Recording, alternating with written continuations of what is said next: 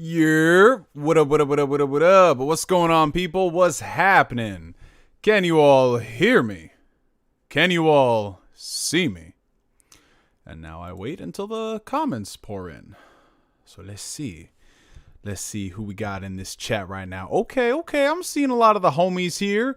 Shout out Player Productions, Fear No Hate, NKDN, Amazing JD, Atlanta, John Diaz, Jazzy Jeff, what's going on, y'all? What's up, what's up?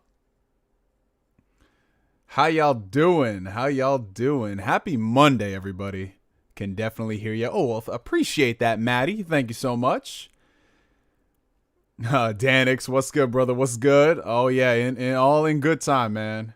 He said, is Oscar proud? Well, I take that as a compliment, except if you're talking about his food, because them proud snacks, listen, I don't know what Oscar put in them bitches, but oh, no. I guarantee you the food that I make is definitely better than proud snacks. Proud snacks send people into the next dimension, man, and not in a good way. This man said, I'm doing bad. I live in Texas. Oh, man, my condolences to everybody down south. You know what I'm saying? It's very easy for me being a New Yorker to be like, ha, y'all are shut down over that, but I know how it is. Like, y'all ain't prepared for that shit. Just like up here, when it's like 100 degrees, y'all look at us like, really? So, yeah, that's why I keep my mouth shut. I humble myself because I got a lot of family down in Texas, and a lot of them have lost power. A lot of them can't get to work, can't get to the grocery store. So yeah, if you're living in Texas and you're going through it right now, stay strong, stay safe. My condolences to y'all, because even though I live in New York, I hate snow just as much as you guys. Alrighty, man. Let's see who else we got in here. Oh, we got Chris. Love the haircut. I appreciate that, brother. Thank you. From one Chris to another. You know, we got to compliment ourselves. As y'all can see, I got myself a nice haircut last week. I'm doing something a little bit different. Y'all know me. I usually have the parts on the side. I have 3 of them in descending fashion. But now I decided just to get this instead, and it's been working pretty well, man. I think it's a nice little combo I got with the beard and the hair. I'm trying to get like super curly. You know, I'm switching things up over here. Hope y'all been doing well. I'm seeing a lot of the homies right now. That's what's up. Hey, what's going on, amazing CJB? How you doing, brother? Okay. So we've got quite a few people in here, so we might as well get this stream up and going. Let's see, we got about 47 people. Yeah, we might as well start with that. Welcome, ladies and gentle germs, boys and girls of all ages, races, and ethnicities alike. Welcome to Ask Neo. If this is your very first time tuning in, comment down below.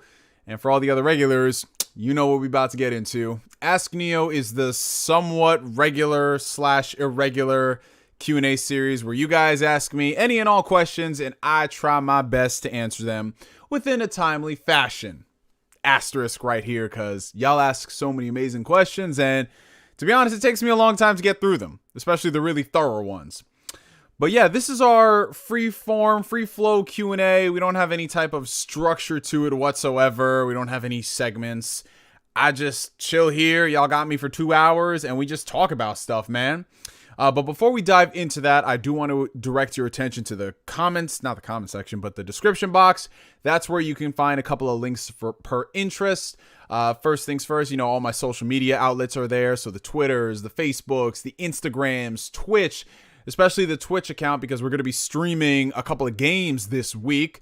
We got Neo 2 up on the docket. We're going to be going through some Kingdom Hearts 3 as I prepare for the data battles. I want to cry. In addition to a whole bunch of other stuff. Anything gaming-wise is going to be handled over on Twitch. So if y'all want to throw your boy a follow, I'm this close to hitting affiliate. I keep saying that, but it's just, I get to the point where it's like, okay, you have to stream on one more day and you have affiliate. And then it's like, oh, shit, I'm not streaming today because I got bored, or I was taking a chick out, or, you know, I'm just dead, you know? But yeah, all my links are down there in addition to our Discord community, the Phantom Weirdos, which is run by one of my day ones, Gabe. We also host the SweatyCast podcast, and he just does an amazing job aggregating everything that's on that server. And yeah, other than that, I mean, that's pretty much all the housekeeping that I had to do. We already got the homie Daniel Pack showing love with a $4.99 super chat. Oh, snap. And what's he saying? He's saying, like the stream, upside down, smiley face. Listen, I don't know if any of y'all know about this man, Daniel Pack, right? Longtime supporter of the channel. But this man, he don't play when it comes to the likes. He's that type of person to be like, yo, you're getting this entertainment for free. The least you can do is hit a like button. And I appreciate that, Daniel Pack. Thank you, brother. So if you guys are enjoying the stream, make sure you hit that like button. It does wonders for the channel in so many ways you guys don't know. It sends this video out into the ether. You know, leaving comments on the video gets it with the algorithm and all types of crazy stuff. But y'all already know this. So yeah, we might as well just dive into today's questions. See what y'all want me to talk about. Ooh, there is something going on this week. Something big is happening. I can't reveal y'all anything about what's happening, but you guys might want to mark your calendars for what's today, the 15th, the 17th, especially if you guys are Xbox fans. That's all I could say, and I've probably already ruined my embargo, but something is going down on the 17th. That's all I can say. Yeah, so yeah, let's just dive into this stuff. Okay, let's see what y'all be talking about today. NeoGameSpark. Oh man, I ain't no Chad, bro. You the Chad, amazing Chad JD. That's who you are, brother. All y'all are in this stream are Chads. But if you gatekeep anime, you ain't no Chad. All right. if you don't like the stream, you will look like Quicksilver in the last episode of WandaVision. Normally, I would say spoilers, bro, but I mean, it's been 2 weeks now. It's about to be 2 weeks, and that's generally my rule of thumb when it comes to certain aspects of spoiling shows. But yeah, that WandaVision, man, it's getting pretty intense. I don't know if you guys are keeping up with this or not, but WandaVision it's so funny because I love how when WandaVision first started, like going into it, I knew this is going to be a trip. This is going to be unlike anything we've seen before in terms of television formats, let alone the MCU. But everyone was just like, oh no, this show is whack. It's a waste of time. Why are we doing this stuff? It's like people really, it's like binging shows seriously killed a person's week to week interest when watching TV. Like, could you imagine if Breaking Bad premiered nowadays? People will be saying that's one of the slowest shows of all time. What the hell is the point of this shit? It's like nobody can just sit down and appreciate a show week to week anymore. We got to have that instant gratification. And mind you, as a guy, I know about that instant gratification. You know what I'm saying? Just like load up PORNHUB. Like it is what it is. But there's just something to be said about appreciating the slow build up towards something and then just all the little subtle call outs that are there, like things that are really spooky that catch you off guard, but you don't know too much about it, so you don't want to think much into it. You know, I'm already saying too much about WandaVision than I need to, but that right there, I cannot wait. We got 3 more episodes left, and according to Kevin Feige, those 3 episodes are going to be longer in length as opposed to the first couple of ones, which were like 30 minutes, and it started getting progressively longer as the series progressed. It got progressively longer. The episodes have longer run times, which is always good, and I can't wait to see what they have coming next. It's just, that show is blowing my mind, no pun intended, man. But yeah, that's definitely one of the shows I've been watching, in addition to really going through and binging a lot of my streaming to-do list. So The Invisible Man, I just watched that a couple of nights ago, actually on Valentine's Day, which is very interesting. I watched that because I'd been looking forward to it for a while, but I could just never sit down and, you know, properly immerse myself when it comes to watching that movie. And I'm so glad I did, because that movie is absolutely incredible. If you guys have HBO Max, go watch The Invisible Man. And that's all I can freaking say, because I don't want to spoil or ruin anything. Don't watch any trailers. Don't do any of that. Just go into the movie blind, and trust me, you are going to get an experience. It's so good, man. In addition to that, I do want to check out Judah and the Black Messiah. But when it comes to those type of movies, Judah and the Black Messiah, you know, the things that were put on Netflix promoting Black History Month, yada, yada, yada. Like, those type of things, I kind of have to be in a certain headspace to really watch and appreciate it. Like, I can't just get off from work and then put on something like Judah and the Black Messiah, or, you know, When They See Us. Those type of things, it just, as a black man, it kind of hits a little too close to home in some respects. And especially as I grew up reading a lot about these revolutionary figures and what they've went through and everything. It's just not something I can put on as easily as, I don't know, Community or Arrested Development or the IT Crowd, something like that. So I need to like sit down one evening and just watch it and appreciate it for what it is. I know some people can probably relate to that. There's just certain things you can't just watch just cause. Like Breaking Bad, Better Call Saul, I can't just watch them just cause. I have to be in a mindset to really absorb all that. Alrighty. Okay, Jason, get back to that schoolwork, brother. I'm gonna talk to you later. Okay, let's see. Talk about Demon Slayer from CyberConnect 2. Yeah, so for those who are unaware, Demon Slayer, for the longest time, Demon Slayer has been the top series. Period. Like, and that show ended almost 2 years ago. It's so crazy to think about. But the show has been rising in popularity, which is absolutely insane considering the series is over. It's been over. So the fact that it's gaining so much more clout after the fact is wow. I mean, they have the movie that just broke all types of records. Nobody saw that coming. The manga is already in, I think, the top 10 best-selling manga of all time, which is insane because I think it just came out in 2016. So to get into the top 10 rankings for best-selling manga and your series is not even 5 years old it's a testament to how great Gotoge is. But of course, when it comes to popular series, we do get an influx of licensed video games. And CyberConnect 2, I guess, is going to be the one cow that's going to milk this into oblivion. And listen, I'm not the type of person to want to shit on anybody's parade, except if you are a fan of anime games, because that right there, no licensed anime game should come out at $60. I am sorry. I don't care if you say that that's pretentious or what. No fucking anime game, with the exception of Dragon Ball FighterZ, in the past couple years has warranted that price tag. One Piece World Seeker, Jump Force, Burning Blood, like all these bullshit ass games, these shit should be $20 max, if that. Like that's what it was. $20 went into the budget, so I'm gonna pay you $20 so you can recoup that budget. That being said, CyberConnect 2, for all the faults that I have with the recent Storm games, lacking creativity, they're one of the better developers. At the very least, the game is gonna look very pretty, and it's going to have some amazing cutscenes. And from what we've seen, it's looking like it's going down that route. It's looking like Demon Slayer mixed with Naruto Ultimate Ninja Storm, which, okay, if that's the least you could do, like if that's the least amount of effort you put into it, then by all means, yay. But watching the gameplay, it does seem like it's getting a little more technical by comparison to Storm, which is always a plus if you want to make it a legitimate fighting game experience. So that's cool. But other than that, I mean, it's just anime games don't interest me like that. You know what I'm saying? Like, unless it comes out and it's something radically different, I'm not really checking for these games like I used to. When I was 16 years old, oh yeah, y'all remember the old school Neo days. Like every single anime game that came out, if it was Naruto or Dragon Ball, I would talk about it. And some of them were obviously better than others. But one thing I think anime games are sorely lacking is just variety, like diversity within the genre. Like everything nowadays has to be a fucking arena brawler, which for some series it works, but man, we can do so much more than that. But you know, we just got to accept it for what it is in this situation. Maybe someday we'll get something along the lines of Jump Fighters, where it's like all the Shonen Jump characters in one, maybe. But it's just, these companies, they know they have to put, they can put so little effort into these games, and they know fans are going to buy it anyway.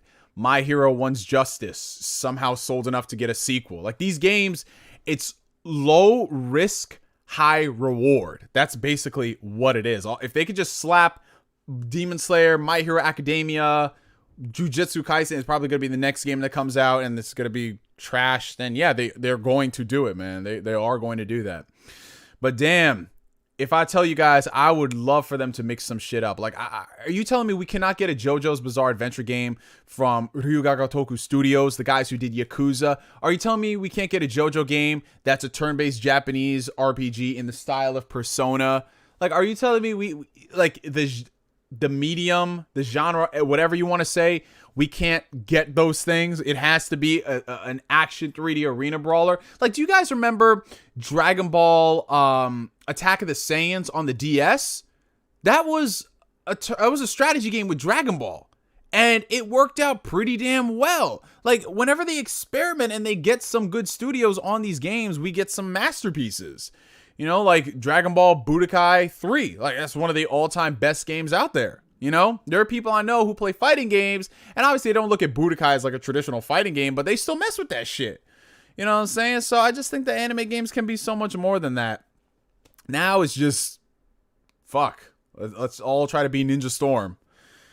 But yeah, I mean, if this Demon Slayer game comes out and it does what it's supposed to, then cool. More power to the people who love these sort of games. I'm not going to rain on y'all's parade, but we could be doing so much better than Demon Slayer Arena Brawler, man. We could do so much more than that. Man, can we get like a fucking, you know, man, like a Demon Slayer Dark Souls type of game? Like anything than an Arena Brawler, bro. Anything. A Demon Slayer game that's like Ghost of Tsushima. Like anything, bro, than a damn Arena Brawler. Okay. All right. Hey, Neo, do you think if they continue with Ichiban's story from Yakuza Like a Dragon, for those who are not aware, do you think they'll keep it turn-based or revert to a brawler? That's a great question, Living.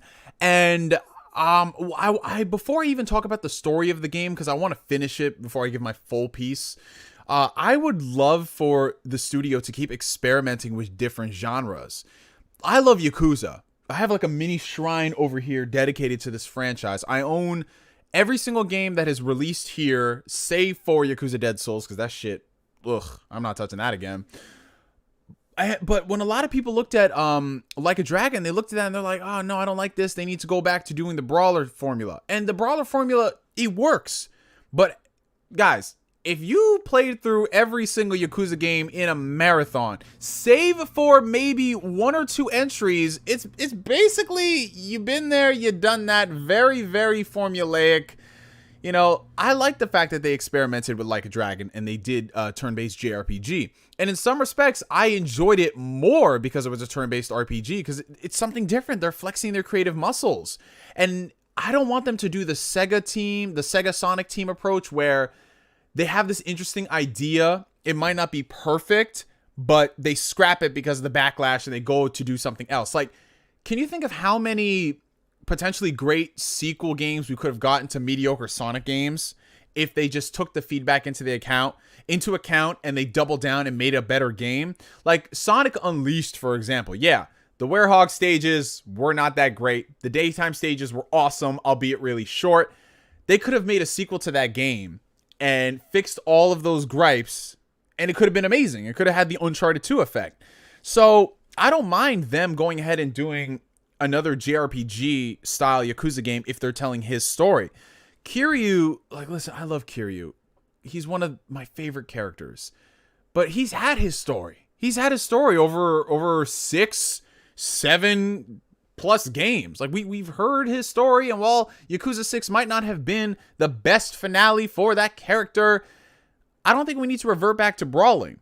Like, look at something like Judgment. Judgment is kind of a Yakuza game, kind of, but it's very different. You know, they added in detective elements, and you know, they revamped the entire combat system. And I'll go so far as to say I love Judgment's combat more than every other Yakuza game in the series, save for Yakuza 0.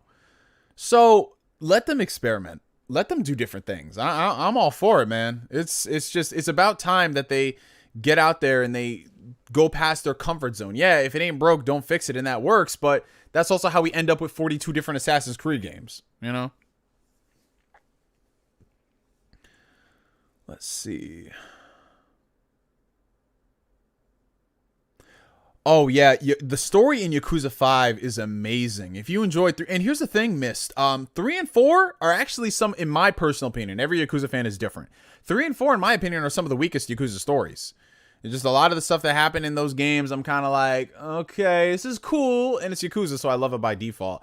But when you get to stuff like Yakuza, first off, Yakuza Kiwami 1, Kiwami 2, Yakuza 5, Yakuza 0, like, to me, those are like the best of the series. 3, 4, 6, eh. Oh yeah, Living. I know. Yeah, I know. Yeah, you'd want it to stay turn-based. Yeah, absolutely. Okay. Are you going to replay Kingdom Hearts 3 on stream to upgrade Sora with the data battles? Yes. What I'm actually going to do, Michael Wells, and I don't know why I said Kingdom Hearts 3 I'd be streaming this week. I should not have said that. I take that back. When Kingdom Hearts 3 drops on PC, I am actually going to be purchasing the PC version, streaming that, going through it, maxing out my character, and playing the data battles, because Corey Gryffindor donated a couple months ago for me to stream it. And while I could go through and play it on stream on my PlayStation or my Xbox, it's so much easier to do it on PC. Like, for those who aren't For those who aren't too well versed with streaming, the easiest way to stream games 99% of the time is through PC, right? So if you have the PC versions of those games, it's literally just open up OBS, open up the game, drag and drop, boom, you're good to go. Whereas with consoles, first off, you have to have the consoles, you have to have the capture card, you have to work out any type of latency that could exist. You have to worry about any audio issues that could arise from this, compatibility problems. So if you can minimize that and stream just PC games, oh, by all means. All right. Fear No Hate. What's going on, brother? His question: what do you think they should do for the second Sonic movie? Oh, speaking of Sonic the Hedgehog, where is my steelbook for it? It's probably around here somewhere, but I loved that Sonic movie, man. It wasn't perfect by any means. That movie definitely suffered from, the standard tropes of fish out of water. But for what it was probably the least offensive video game movie that I've seen in a while. And between that and Detective Pikachu, I actually like the Sonic movie a lot more. So they had a good foundation. They had a good base. Where do you go from there? Honest to God, what I think they need to do is gut the human characters. Take them all out. Don't even have Sonic in the human world. Have the human world be like, let's just say, make it plot convenient. Like, let's say, for example, the world is going to end. It's going to affect Earth too. Earth as well. Not the main place you are going to be. Because what the hell is the point of having Sonic hang out in our world? Sure, it was funny for one movie, but we can't do that for 4 other movies. I want it to take place in Sonic's world with his cast of characters, his villains, his adversaries. Go there. And that's something that Hollywood does not want to do because they think they're going to alienate people by making a video game movie take place in a video game world, as asinine as that sounds. But yeah, I think that's the best approach that we need, because it's just like anything else, you're wasting my time. I don't need to see Sonic back in the human world. Why? Why do we need to bring Tails and Knuckles here? Just to make more fish out of water references? Like, no, we did that already with Sonic. Let's move on to something bigger and better. Thankfully, the director of the movie said, yeah, the reason why we did this fish out of water story, the reason why it was so concentrated in the human world was because of higher ups and, you know, compromises that exist when adapting a movie. So I'm gonna hold him to his word. You put out this movie. It wasn't the best. It was decent enough. If this sequel comes out and it's just more bullshit, like a Michael Bay Transformers movie, then I'm not gonna watch any other Sonic movie, because it's why. Like, Bumblebee was a step in the right direction for the Transformers franchise. I don't want another Transformers movie to be like Bumblebee. I want a Transformers movie set on Cybertron, where the Transformers are the main characters, not shitty humans. Like, if you are going to get human characters, at least get great fucking actors and write them great dialogue. But they don't do that, man. They just get these big names like, oh, let's get this person here, and then hope for the best. Okay, let's see.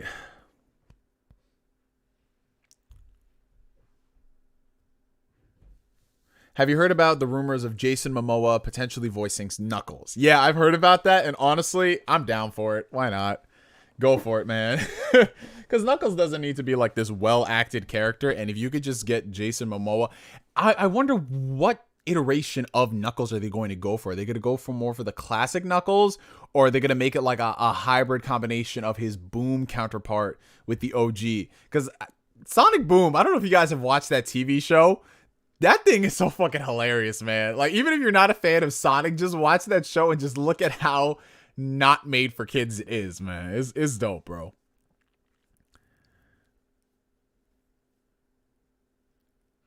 Hey, man, we gotta slander those Sonic movies. Not the Sonic movies, but those fucking fish out of water type stories. Like, yeah, you're my best friend. You're from a different dimension. You're from a different dimension. Yeah, we're all cool. I'm tired of this shit. I've seen that 40 times. And a couple of times with James Marsden. Thoughts on Persona 5 Strikers? Will you be picking it up day one? To be honest, Brian, you guys know me. I'm a big Persona stan. I love this franchise, but that doesn't mean I'm gonna buy every single game day one. Spin-offs, they're always hit and miss. Like, I bought Persona 4 Dancing All Night because I love Persona music. I did not buy Persona 5 Dancing, Starlight, Moonlight, whatever. They had 2 versions. I didn't buy that because I just wasn't interested enough. I'll listen to the remixes when they post them on YouTube.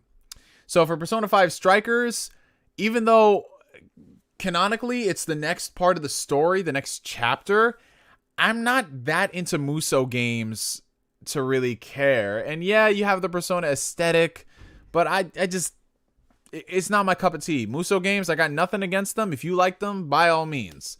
But I'll just wait for it to hit like $20 like I do all the other Musou games, and then enjoy it for what it is. Let's see. Chris, what do you think they're going to do for the Sonic 30th anniversary or the Zelda 35th anniversary? That's a good question. For Sonic, if we're using history as any indication, it's about to be some bullshit because every single anniversary Sega fucks it up somehow.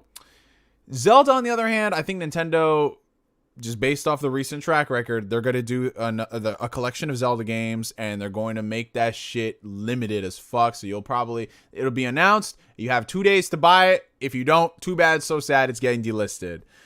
That's just the Nintendo thing to do. If they were going to do a collection, I'd want them to bring together Ocarina, Majora, Wind Waker, Twilight Princess in one fucking collection. I know it's not going to happen, but I would love for them to bring all 4 of those games in one collection. And to be honest, if they release that shit for $60, I'd be like, it's not a bad deal, because at least it's 4 games. And 2 of those games already had remasters, so it's not like the Super Mario collection where they literally just took ROMs and made them bitches widescreen. That's literally what it is. Made them bitches widescreen, added a sharpening filter. That's all they did. But at least with Wind Waker HD, you saw the improvements. Twilight Princess HD, not as great, but still, it's better than just ROMs for $60. It's so bizarre to see Nintendo go full Disney like that. Here's the thing. At least with Disney, they re-release their shit. They re-release their shit every couple of years. So it's never truly gone. And now with Disney Plus, you can still watch those movies. Sure, you can't go out to the store and buy some of them, but they'll be back soon enough. Nintendo, they just... man. It's so hard being a Nintendo fan because when they do a lot of cool stuff, I get excited because nobody else is doing that cool stuff. And then when they just fuck up, bro, it's bad, man. Yeah, with the Muso games, like, some of the crossovers are great. Like, Dragon Quest Heroes is aight. I enjoyed Pirate Warriors 3. That was a cool game. I've heard great things about the new Hyrule Warriors game outside of the fact that it's on the Switch and it runs at like 20 frames per second, which is not what you want in an action game. But yeah, I'll definitely cop Persona Strikers when it's like $20 if I want like a mindless hack and slash type game. That's why I don't really bag on people for buying Dynasty Warriors or Call of Duty, because when you look at it, they're the exact same thing. Call of Duty comes out every single year. There's little subtle tweaks and changes with each installment, but it's basically the same game. Same thing with Dynasty Warriors. Insert your favorite Warriors franchise. That's how it happens. So yeah, I don't, let people enjoy what they want. I just thought it was really funny how the people who enjoy Dynasty Warriors were shitting on the folks who like Call of Duty. It's like literally the Spider-Man pointing meme. It's like, you! Ooh, Mexican Zoidberg coming through with a $5 super chat. Appreciate it, homie. 99 viewers, yet only 40 likes. Y'all ain't getting a wink of sleep tonight. All right, listen, just like Daniel Pack, Mexican Zoidberg. Well, Mexican Zoidberg is different because Mexican Zoidberg will actually beat people up who don't hit the like button. So I'm just warning y'all, if you're enjoying the stream, hit the like button or you're going to get a really uncomfortable visit from Mexican Zoidberg tonight. That's all I'm saying, man. This man, he knows things, man. Good to see you, Neo. I enjoy it when you're live. It helps me relax. Oh, that's awesome, Naruto. I love doing these live streams too. I mean, not only does it help out the channel, but they're very therapeutic for me. I love getting a chance to talk to you guys about what you're going through, all your trials, your tribulations, your high points, your low points, because that's what it's all about. If only for the 2 hours that we spend doing these streams, if we can just talk freely and openly about whatever we're going through, then that's my legacy when it comes down to these Ask Neos. That's what I'm happy about. Who the fuck hit the thumbs down button? You about to be Pietro. Who's the popsicle? I guess I'm kind of like a popsicle because I'm wearing all red today. But yeah. I don't know who hit the thumbs. I mean, there's always going to be people hitting dislikes. When Gabe and I did the Sweaty Cast a few nights ago, man, the second you talk about politics, it don't matter what. The dislike squad comes out, which is so funny because one thing I don't understand is like some of these people who try to tell YouTubers what they should and shouldn't talk about before you even know what their stance is. Basically, what it boils down to, when you hear somebody saying don't talk politics on your channel, what they really mean is, I don't agree with you and I hate that you have a difference of opinion from me, so stop talking about that. Stop expanding my worldview. I want to live in a closed-off bubble. That's what they really mean. You know what I'm saying? It's just like, oh, sure, You'll be happy when we talk about all this. And here's the funny thing. It's like, if we came out on their side in favor of what they were talking about, they would be like, oh, great video, man. Good to see you standing up. But the second we don't, they're just like, oh, no, I can't believe this. Like, it's so funny, bro. It's so funny how people just try to, like, box you and they think they know you when you really don't. It's just like, man, come on. And that applies to everything, not just politics. Listen, the people, when it comes to, like, people who have, like, dissenting opinions in comment sections, it's like I look at those comments, I process them, and that's it. I go about my day. Because at the end of the day, if you ain't sleeping in my bed, paying my bills, I don't really care if you hate that I talk about something that you don't like. You know, it just is what it is. I've been on YouTube for over 12 years now, longer than some of these dudes have even had a YouTube account. So I know the game, man. And it's one thing to say someone having a difference of opinion, that's somehow bad for you. Like, my closest friends in life, we don't all think the same. We don't. You know what I'm saying? Like, some of my closest friends, they love Final Fantasy 15. I think Final Fantasy 15 is a piece of trash, but I'm not going to sit here and say, you're a fake Final Fantasy fan if you like that game. Like, man, how fucking beta male you got to be to think like, oh my God, you have a different opinion than me. I'm going to cry. Like, bro, it's ridiculous, man. I can't believe people think like that. Oh, Marcus Doyle Terrell coming through with a $5 super chat. Appreciate you, homie. Neo, you are the George R.R. Martin of YouTube. The Dragon Ball podcast is coming. Also, what do you think? What do you say? What do you think of women going out with you? Wait, what? What do you think of women going out with you, the ghosting? Can you rephrase that last part, Marcus? Because I think you mean, what do you think about me asking women out and then they ghost me last minute? Is that what it is? I'm not sure if you can rephrase that part, but I'll answer the first part of it. Bro, we've been trying to do this Dragon Ball podcast for a while, but every single time something comes up, either one person in the podcast, an emergency happens, and of course that takes priority over the podcast. Then we tried to do it the last time, and then I was having all types of computer issues. Now it's just like, when are we gonna do this? So it's coming. I guarantee you, Marcus, it will be happening before George R.R. Martin releases a new book or Elden Ring. Like, I can guarantee you that much, because eventually it will happen. Ooh, you lucky I ain't petty, man. I would say wait till the 10-year anniversary of that podcast announcement, which would be next year. Okay. So yeah, let's rephrase. Okay, so wait. Okay, so rephrase this. Have I gone out with the woman? We had a date and then they ghost me afterwards. Is that what you're talking about? Hey Neo, it's been a long time since I've been on here.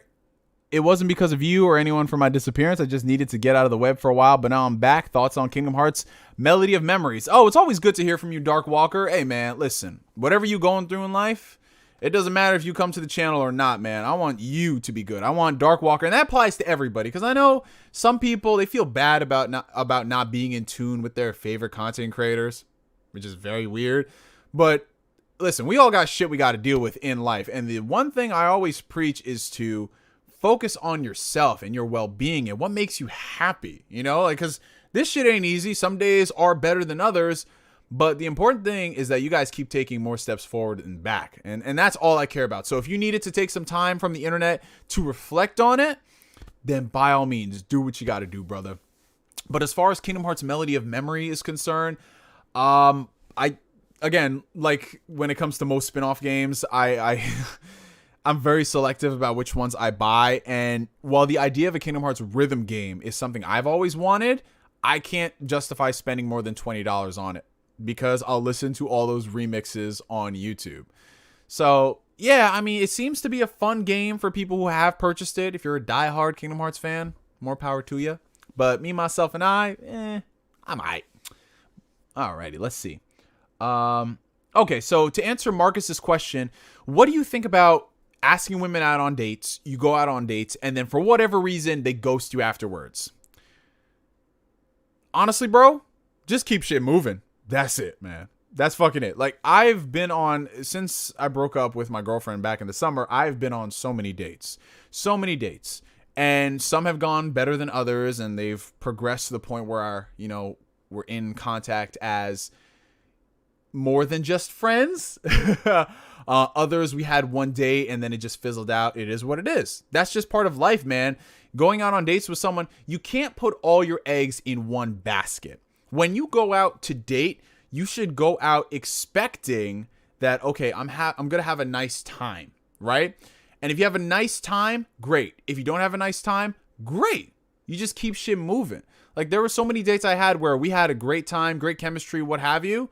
And then I just went back to doing my business. That's all it was, man. I don't, like, when I was younger, I used to put so much stock in, oh my God, an amazing first date. It's got to be perfect, blah, blah, blah. But now, man, fuck that shit, bro. Like, unless I see that the interest is there from the opposite party, I'm not putting effort into this shit. Like, I will go out, I'll ask a woman out on a date, take her out on the date, pay for the meal, and if it was a great time, I'll ask her if she wants to go out again. If she doesn't, cool. That's fine. But chicks who just randomly ghosting? Bro, that shit right there, you know what that means. Either she got you for a free meal or she is fucking somebody else on the side.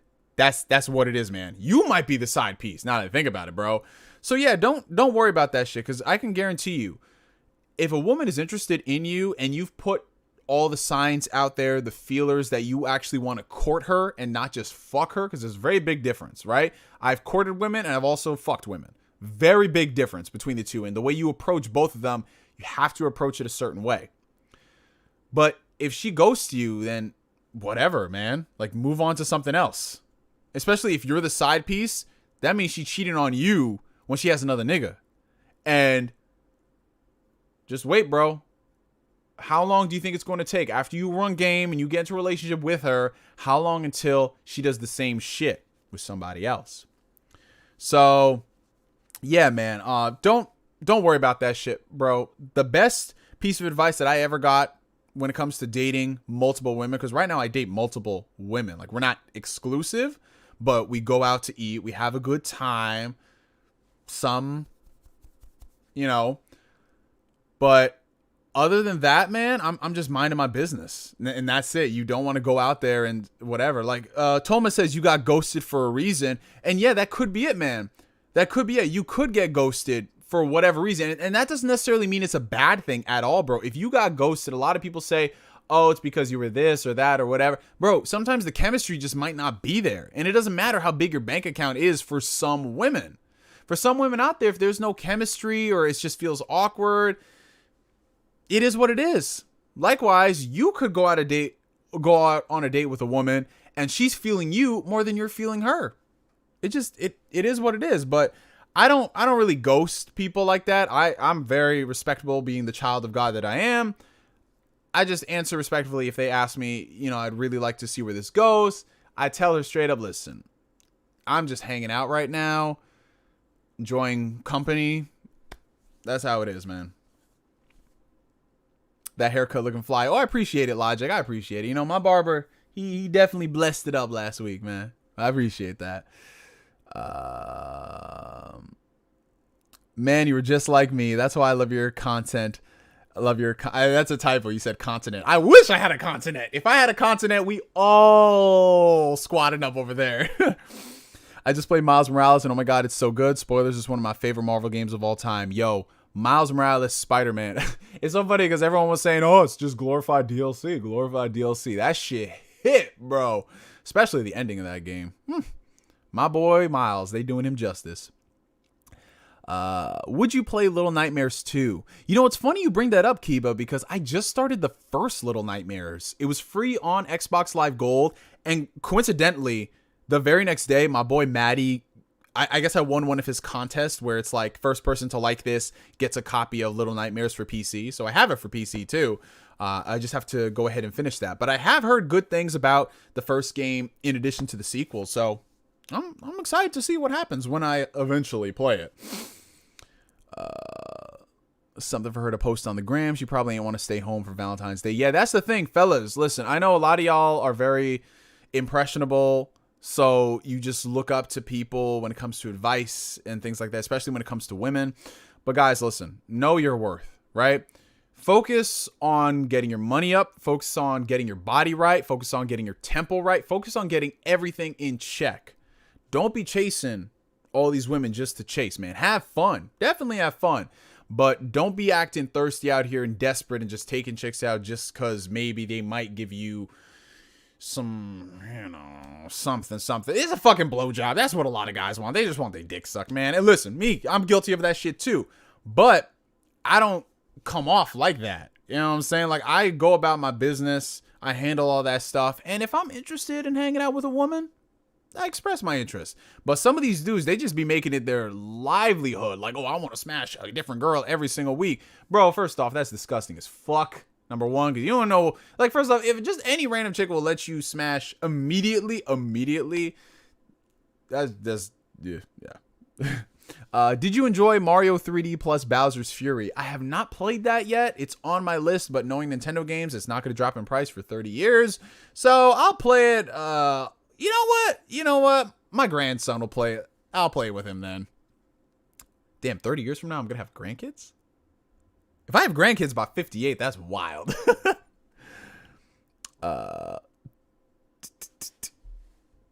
There's a lot of compliments about Little Nightmares 2, definitely. You played Limbo and Inside. I've played Limbo, loved it. Inside, I need to play that. Again, another thing I have to work on. Christian channel, Chris. Oh, you see, Asbel's the breaks. Asbel is low-key my manager when it comes down to what's applicable for Disney Channel and what's not.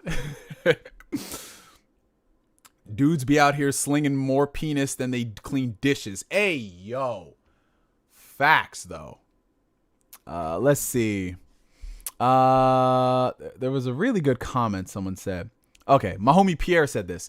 What are your thoughts on women saying they don't date black guys and then lie about it? This happens to me where I liked her, but she ended up lying on me. I wish she would have said she wasn't interested. Okay, first things first. Anybody who says they don't date any other ethnicity, shit like that, is fucking bullshit, bro. Especially when it comes to black dudes. Pierre, you my brother, you my homie. Listen, her saying she don't date black dudes, no. She means she doesn't date dudes like you.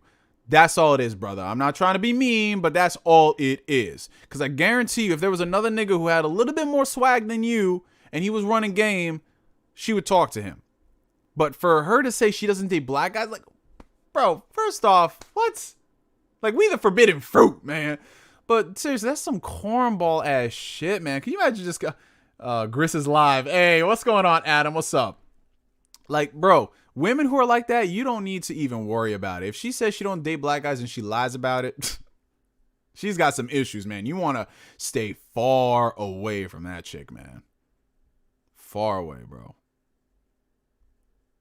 I will say one time I was with this one chick and she was just like, yeah, you know, I don't really date a lot of people like you. And I'm like, bitch, people like me, what the fuck does that mean? You know what I'm saying? Well, you know, like, just a lot of black guys, they usually only want one thing and everything. I'm just like, what the fuck are you trying to say about black guys? What the hell?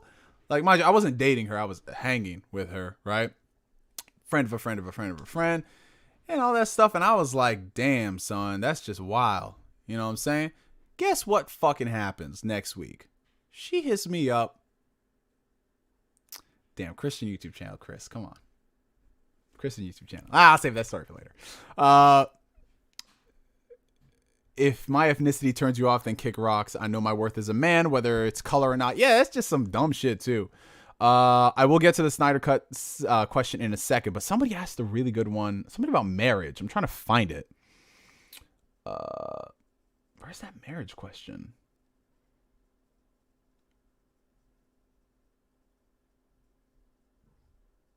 It was right here.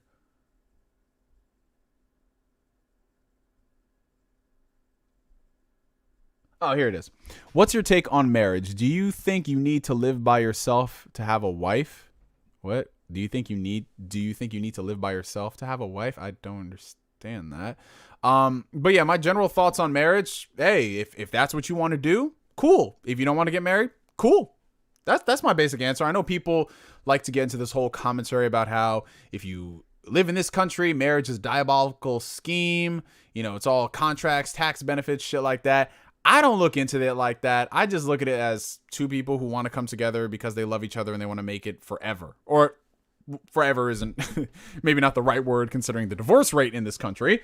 But I mean, for every single person who I see get divorced in 8 months, I see someone who's married for 80 years. So I don't know if marriage is your cup of tea. Cool. But what I think is really, this is the one thing I don't understand. The people are like, okay, marriage, you shouldn't be married, you shouldn't do this, blah, blah, blah. I'm like, all right, cool, fine.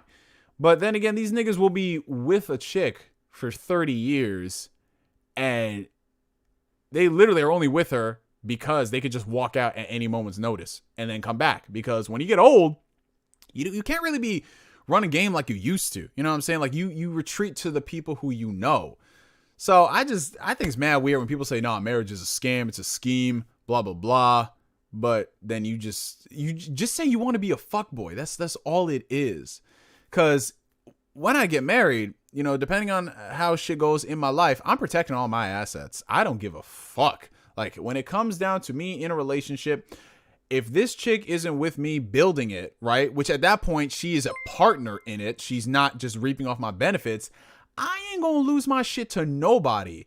And the funny thing about that is I was talking to my ex about it and she was just like, yeah, I'm the exact same way. Like if I buy a house and then I marry some dude and we get divorced, he gets half my shit. Oh, hell no. I worked my ass off for this house. So nah, no, if I get married, it's going to be with an asterisk to protect all my shit. You can say it's mean and blah, blah, blah, whatever. But at the end of the day, man, at the end of the day, I'm the one who stuck foot in the bill and she just gets to eat off the plate.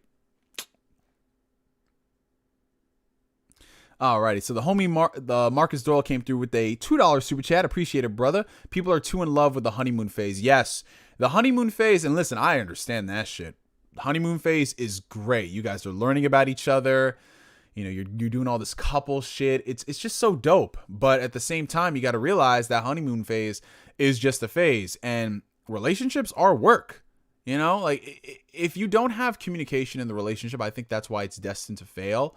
Because 90% of the problems in a relationship can be communicated through. You know, if the people are actually what they say they are and they want to make it work. Because there's a lot of people out there who are like, yeah, we need to talk about this. We need to talk. And then their talking is literally just berating and scolding their significant other when they ain't apprised themselves. In some situations, they could be the main problem.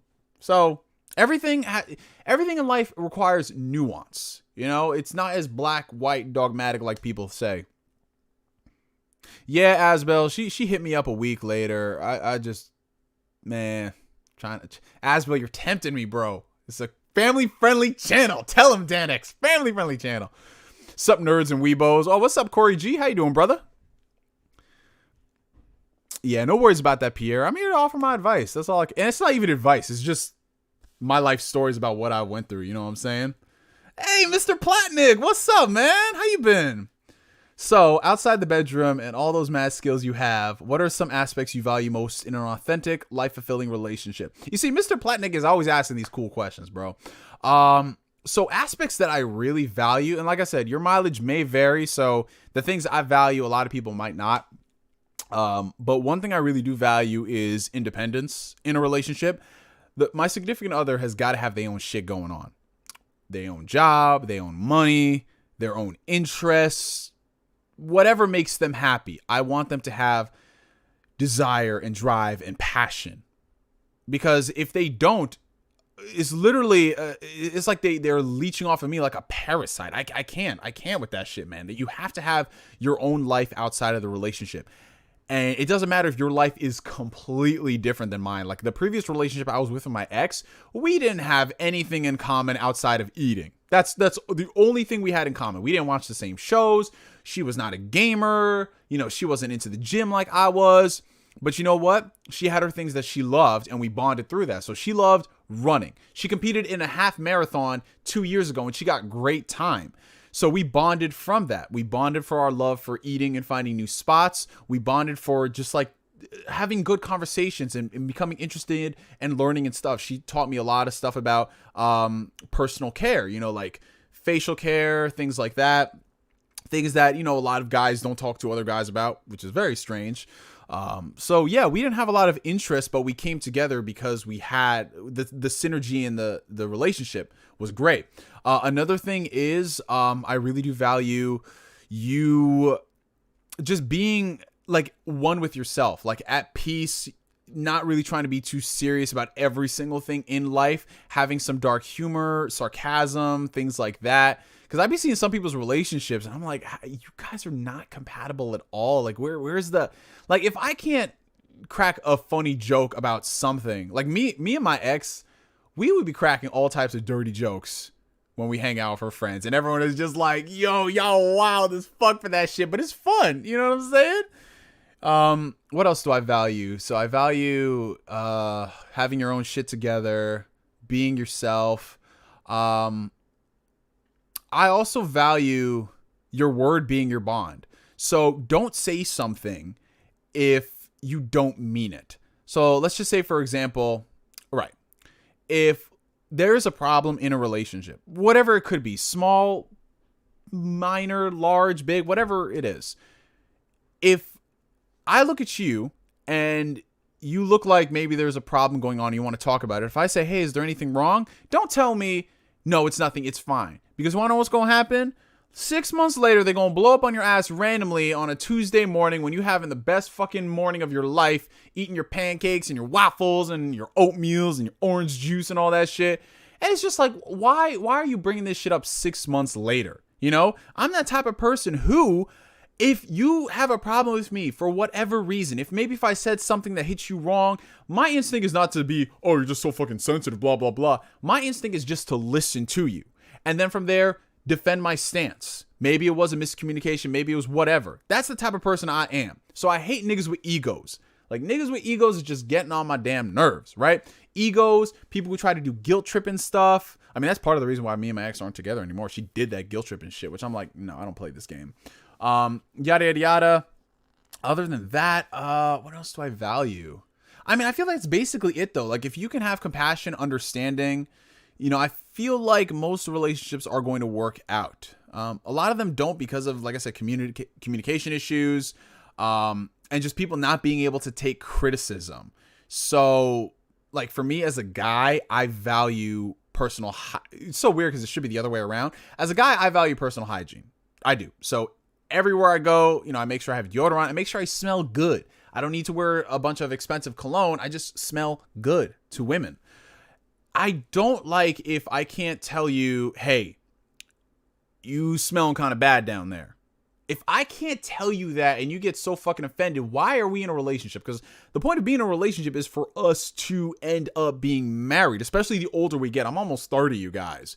So when I'm dating, unless it's literally friends with benefits, if I can't tell you something respectfully and you blow up on me, say it's not my place or whatever, it's like, what the fuck? Like, damn, like if I was smelling funky at all, I'd want people to tell me. Like, fuck out of here, bro. So if I can't tell you that you stink, like, oh, hell no. Hell no, man. Play that Outkast song. Oh, no, you like to think your shit don't stink, but lean a little closer. Roses really smell like poo. Ooh. Classic Outkast song right there. Let's see. What? I mean, I think that's pretty much everything, Mr. Platnick. That's what I value. You know, I'm a simple guy.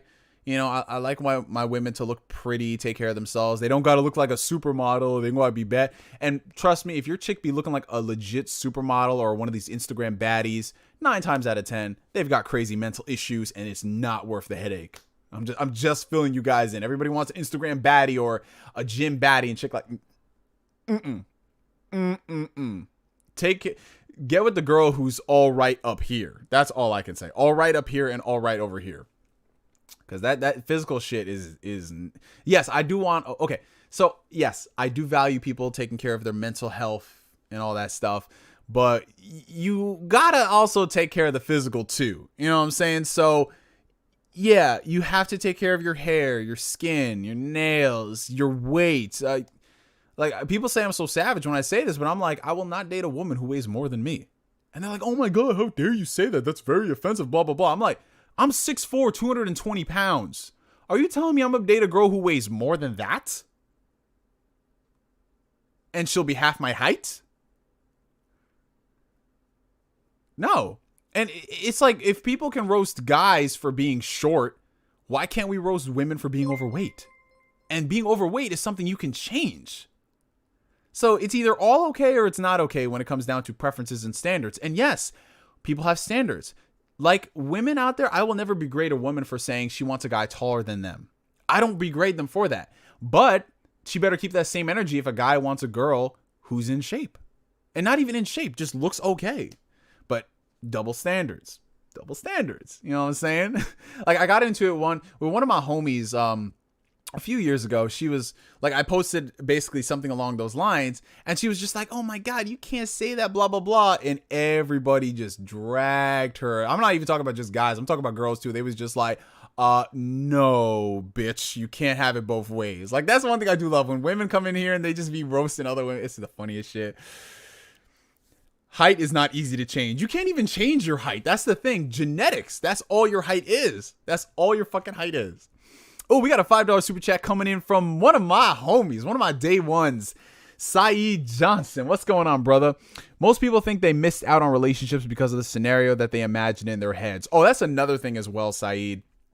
Most people, their idea of what they think is perfect in a relationship, get into a relationship, and I trust me, you will learn so much about not only your significant other, but yourself. A lot of people ask me, like, do you feel bad getting out of an almost 3-year relationship and you're not married? No. You want to know why I don't regret that shit? Because I learned so much about myself in the process, and I've become such a better individual in those 3 years of dating. If you have a really good significant other, you guys, it doesn't matter if the relationship ends. If you've grown in that time because of your significant other and what you've understood, like, that relationship, in my opinion, was a success. It was. Like, I'm such a better person now because of my ex and the things that I learned not to tolerate from my ex. So, yeah. But yeah, what most people need to do is, what a lot of people need to do is they have to start humbling themselves. And I'm not just talking about women. I'm not. I'm talking about a lot of guys too. A lot of guys out there have this cookie cutter expectation of women and blah, blah, blah. Listen, we all have our standards. That's fine.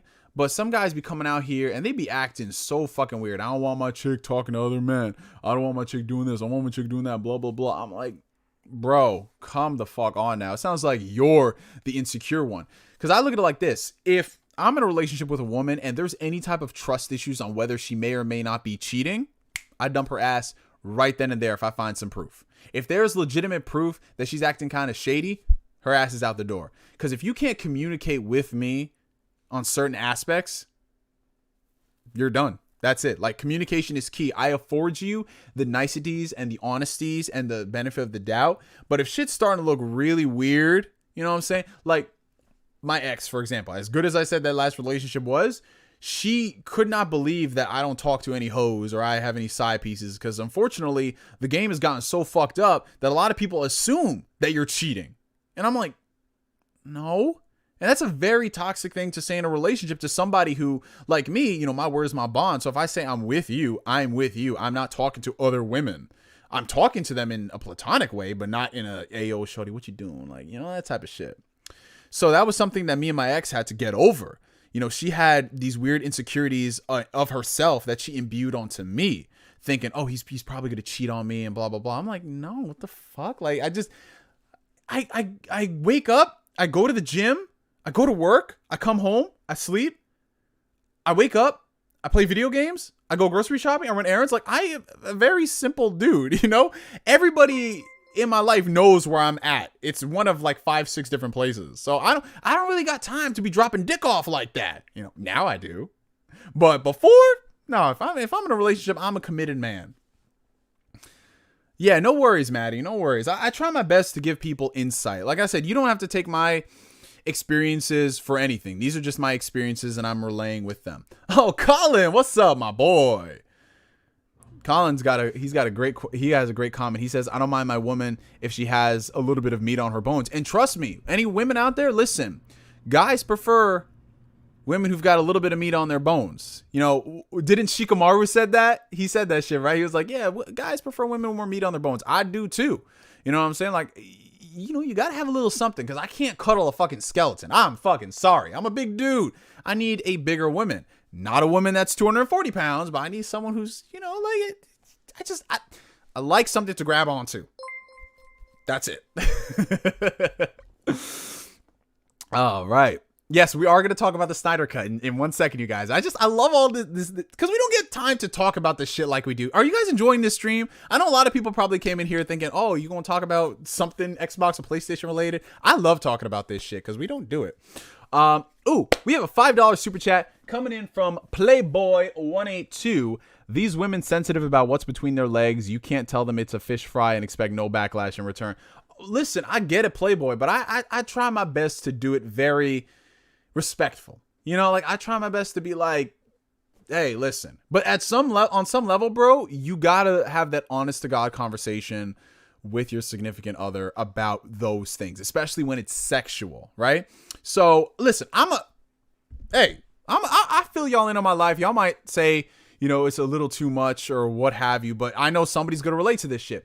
One time I was dating my ex and I had a bad week. I had a bad week in bed. I had a bad week in bed. I was coming too quick. I was coming too fucking quick. So the sex was not lasting as long as it should. And I don't know why. I could not pinpoint what it was, right?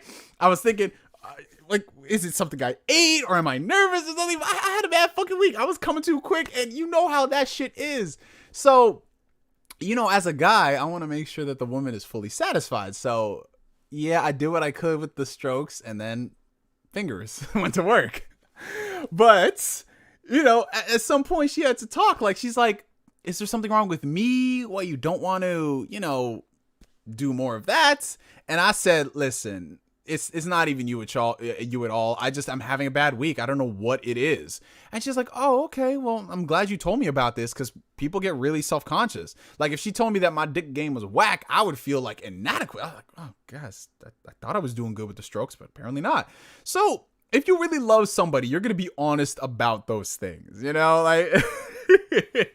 But hygiene is always the hill to die on. I'm sure we have 13-year-old people watching this stream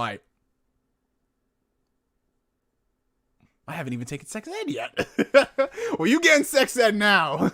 Sexual education with NeoGameSpark. All right. We got the homie Daniel Pack coming through with the $4.99 super chat. My shift is starting in 10 minutes. Hope y'all have a great day. Don't forget to like the stream.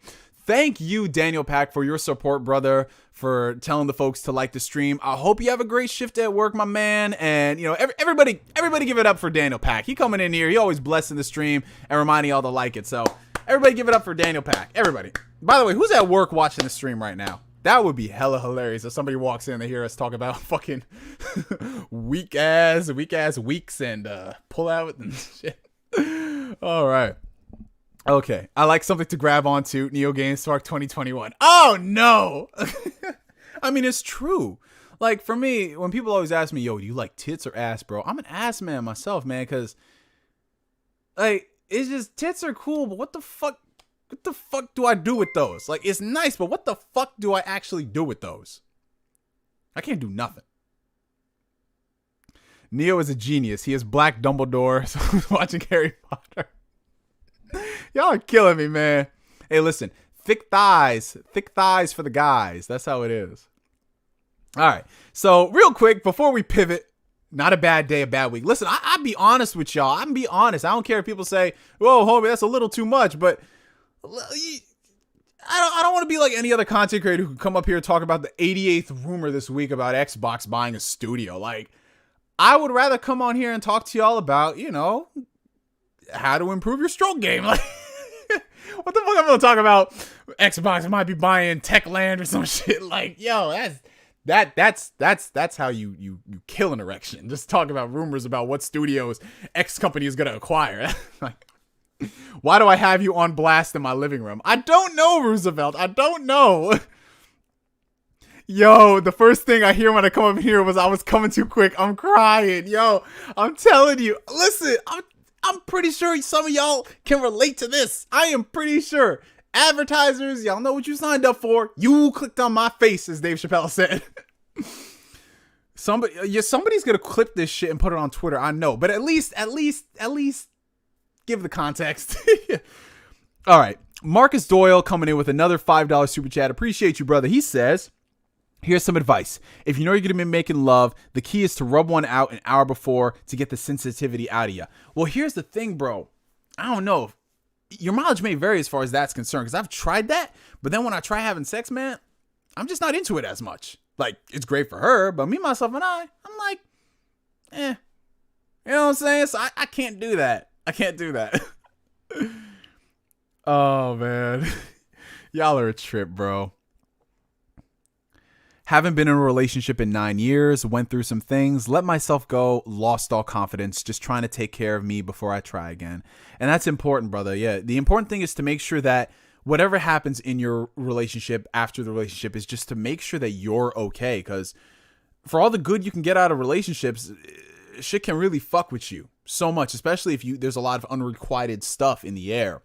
So focus on you, focus on what makes you happy and being a better person, because you don't want to bring that negative energy into your next relationship where that person could potentially be your unicorn. You know what I'm saying?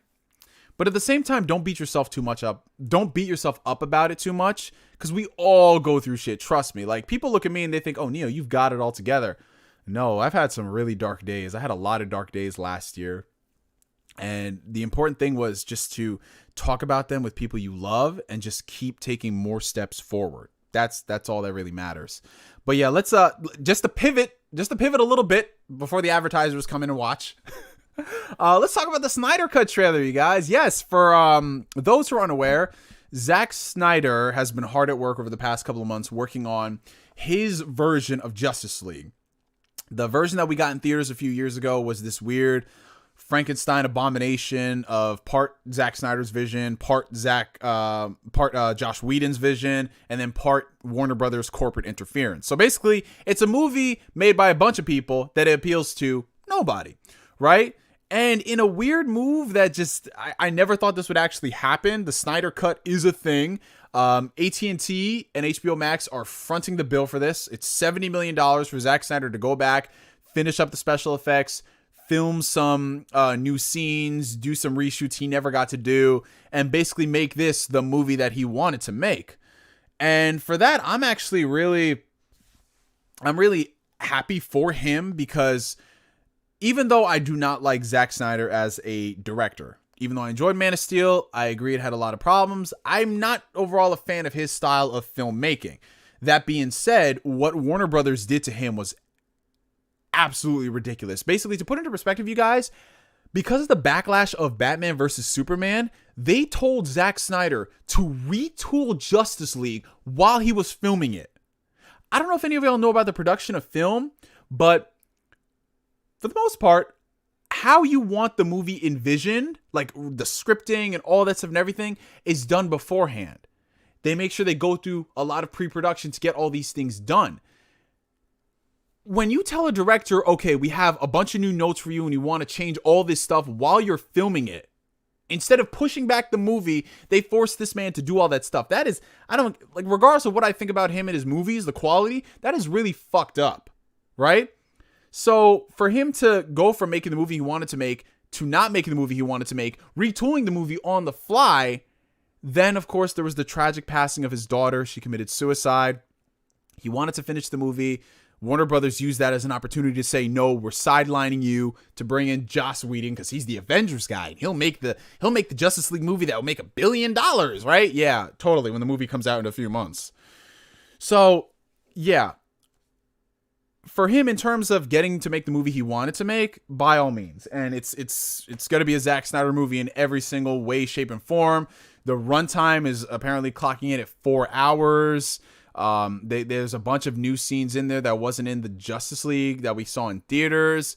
So yeah, on the one hand, from artistic integrity, I'm happy for Zack Snyder as a creative. That being said, I don't think this Snyder Cut is going to be this night and day difference of a movie that's been hidden away in a closet at Warner Brothers Studios. People keep thinking this is going to be the movie that's going to change everything and it's going to be great and amazing. Guys, it's still Zack Snyder and Chris Terrio writing this. Is it going to be better? Yes, because nothing could be as bad as Justice League 2017. but it's still the same fucking movie. It's still the same, like, you know what I'm saying? There's still no build up to any of the members of the Justice League. We still have Superman dying in his second appearance, and now they're bringing him back. Like, it's still the same shit. You know what I'm saying? It's just gonna be a more polished, longer drawn out turd, which in hindsight, maybe you'd want a 2-hour turd versus a 4-hour turd. That's actually a really big commitment now that I think about it. But yeah, I mean, we'll see what happens. If this is a success and that leads to Zack Snyder doing more, then cool. I'm not going to watch it, but cool for the people who enjoy it. You know, I'll stick to the Elseworld stuff like Joker and Matt Reeves' Batman. Zack Snyder, it's just, you know what I'm saying? But it looks cool for the people who like it. And that's the mindset that I have right now. I might not be interested in it. I might think it's just going to be this big dumpster fire that blows up at all these people's faces for years, saying that there is a Snyder Cut, which this proved there wasn't a finished Snyder Cut. And there wasn't even like a screenable version of the Snyder Cut. Like they're going back and filming new shit. But listen, if that's all you, then by all means, man, have fun. More power to you. Isn't Warner Media the one funding this project? Honestly, I believe it's AT&T. I believe it's AT&T because why wouldn't they release this thing in theaters, pandemic withstanding? Why wouldn't they release this thing in theaters where they can make a lot of money? Why would they put it on HBO Max? Well, because they want to boost the numbers of HBO Max. And who has a vested interest in HBO Max? It's not Warner Brothers.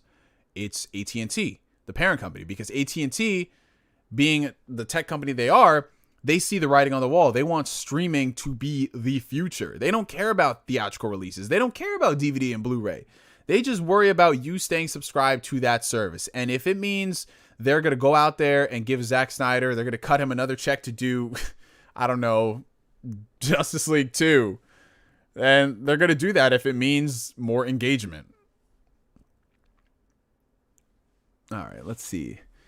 This man saw a BVS in 4D. Oh God, 4 dimensions of one of the worst superhero movies of all time. Jesus Christ. Let's see. Yeah, Steppenwolf is he's in the new trailer. He's in the movie, so he's in there.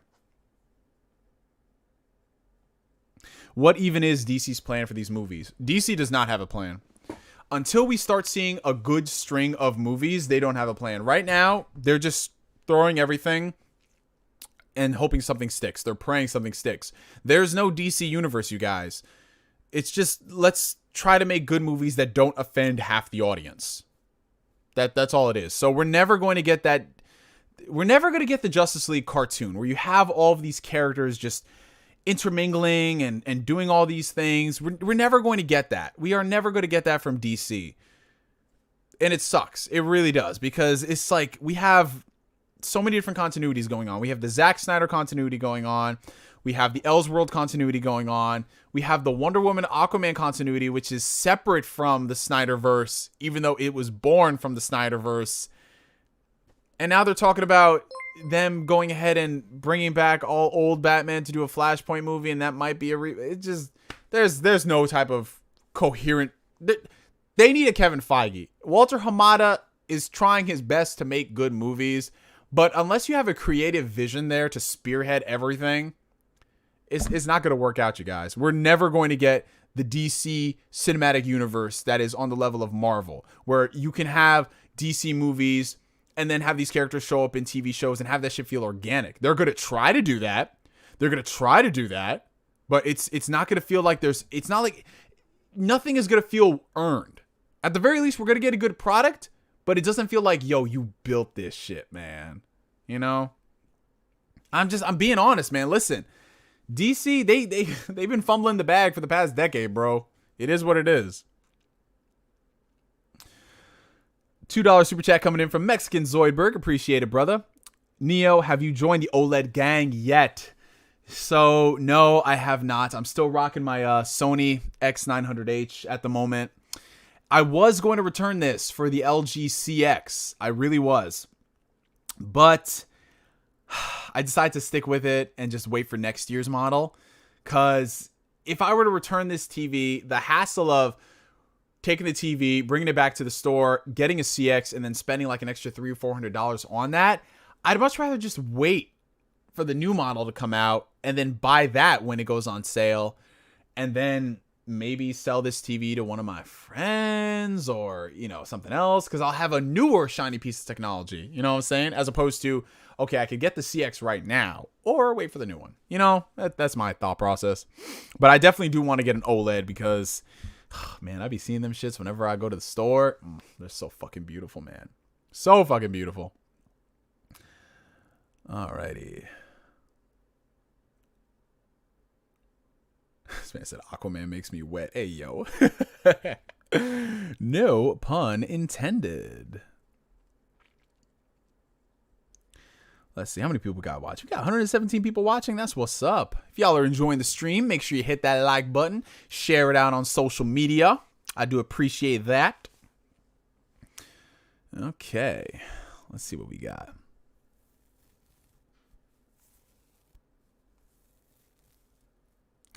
Controversial opinion. I wouldn't mind if Kevin Feige left Marvel in order to help out DC. Honestly, Marcus, Kevin Feige, there's nothing he could do over there. He would have to hard reboot everything in order to get the universe he wants to do. Because he's worked under like certain stipulations. You know what I'm saying? Like if you notice, the first phase and a half of the MCU was very rough because he was working under people who had different types of agendas, who didn't take this shit seriously. But when you see the movies Kevin Feige started to make when Disney gave him complete creative control, we started getting a lot of bangers. And I like, yeah, he could work around things at DC with the multiverse, but then it gets so fucking confusing. I'd rather him build his multiverse from the ground up, rather than use the multiverse as a construct to try to fix a broken universe. You know what I'm saying? It'd be a waste of his time. How's your iPhone experience been, Neo? Yeah, so my iPhone experience has been great. For those who don't know, I copped the iPhone 12 Pro Max back in December, and this is my first iPhone, I want to say since the iPhone 5. So we're going on, when I bought the phone in 2020, we're going on almost 6 years. And it was definitely jarring. It was something I had to get used to. It took me a couple of weeks to get used to iOS after being Android primary for the past half a decade. But honest to God, the iPhone 12 Pro Max, fucking amazing phone. Definitely one of the best I've ever used. And, you know, it's just one of those devices you just pick up and it works. It just does everything that I want it to do. You know, there are a couple of things that I don't like about the Apple ecosystem and everything, but for all the things I don't like, there are a lot of really cool things about the Apple ecosystem that Android is not doing. So it's literally just, for me, these phones have gotten to the point where both iOS and Android are so good at what they do that you can't go wrong, whichever one you pick.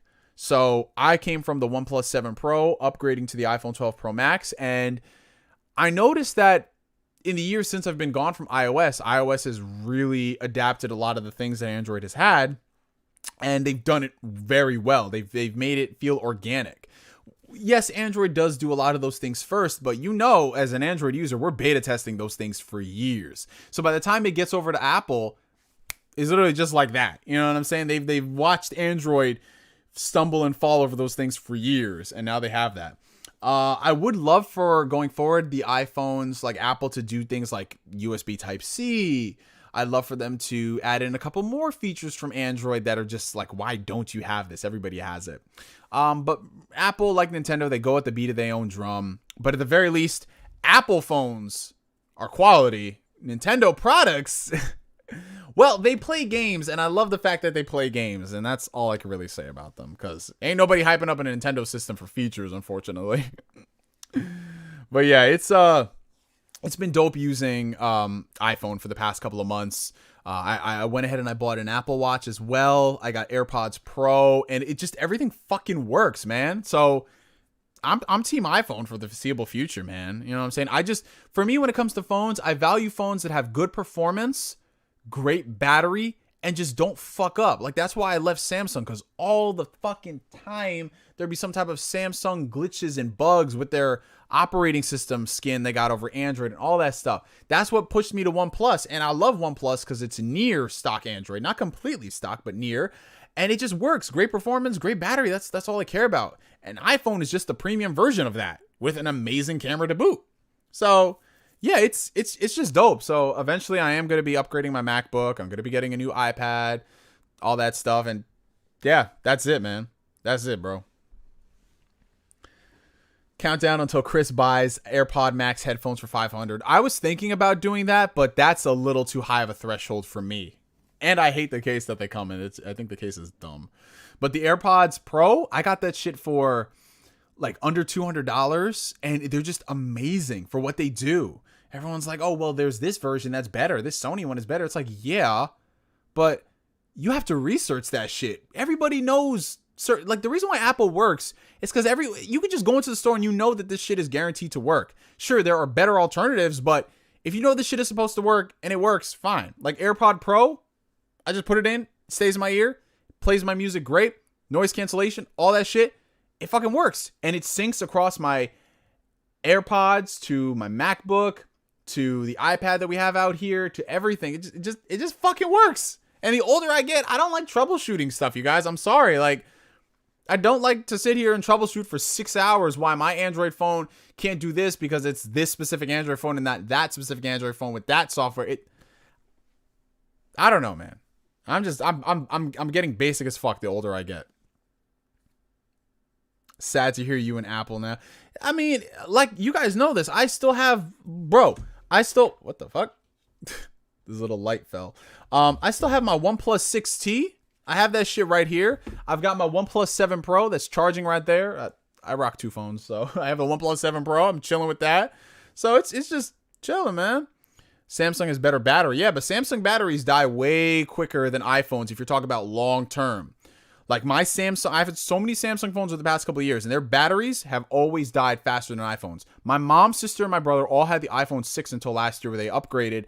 Their battery lasted way longer than the Android phones I've had. And I've had everything from back to the Note 4, the Samsung S7 Edge, the Samsung Note 7. Like, I've had all that stuff, the Samsung S9, like all that shit. And the batteries do not last as long as iPhones do if we're talking longevity wise. Yeah, iMessage. Just getting iMessage working on the computer. Like, Android has some apps that can do that, but it's always like, it's not native. You know what I'm saying? All right, let's see. Hey, Neo, I love this girl. We've been friends for a long time. I want to know, do you think I should ask her out or stay just friends? To be honest, I get this question a lot. A lot of people say, I'm really interested in this girl, or I'm really interested in this guy, and I don't know if I should ask them out because I feel like it might be ruining something that we have. To tell you the truth, I always tell people to shoot your shot. Just fucking shoot your shot. And if it makes things weird between you guys to the point where you guys can't be friends because she doesn't look at you or he doesn't look at you in that way, then you guys didn't really have that great of a friendship. I'm sorry, I'm being real, but I've had women express their feelings to me, and I've had women who I've expressed my feelings to, and sometimes it works out, other times it doesn't. But you know what?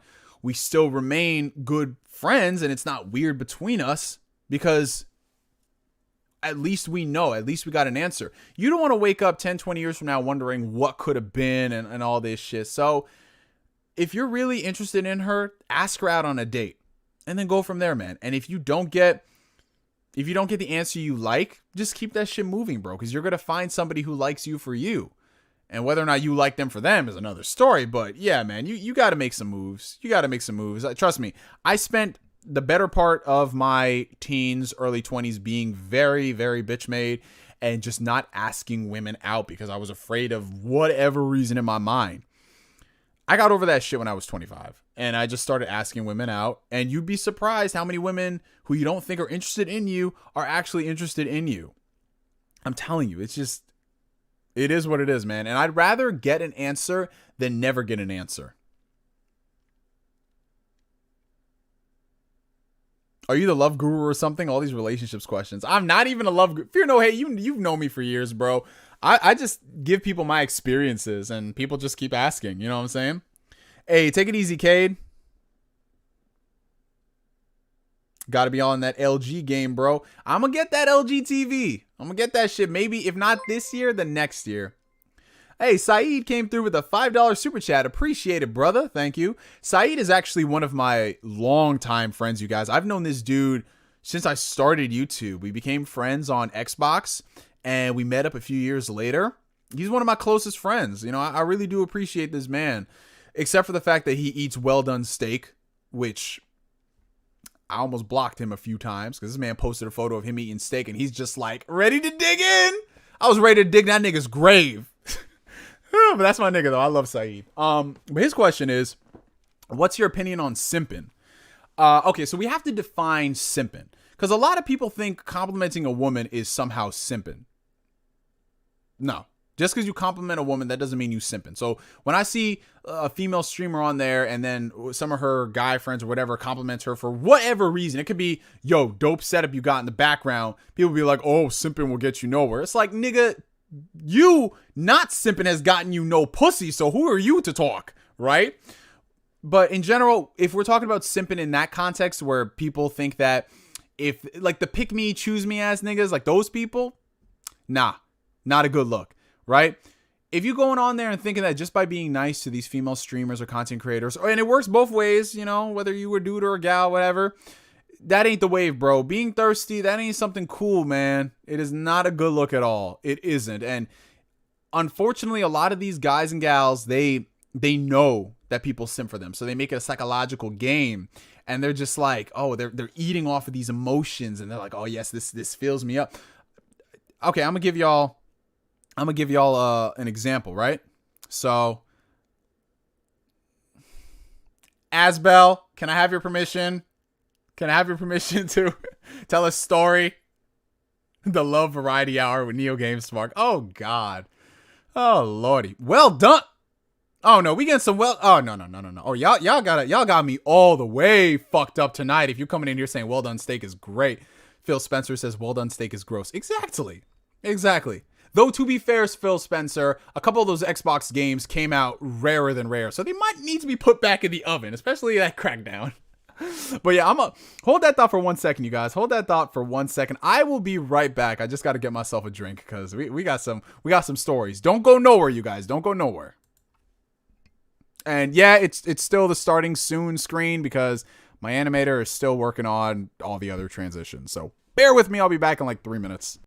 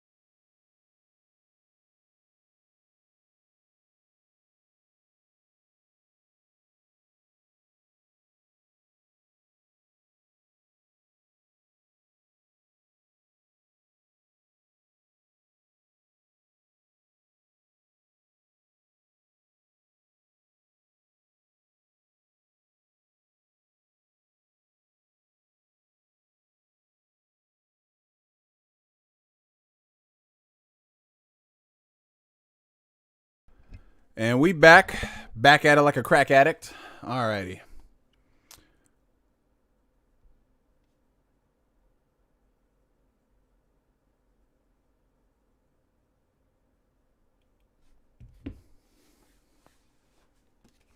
I said I was going to go get a drink. I ended up making a protein shake because you know me. You know me. Alrighty. Let's see. What's up? What's up, people? What's up? Can y'all hear me? Can y'all see me? Where are the white women at?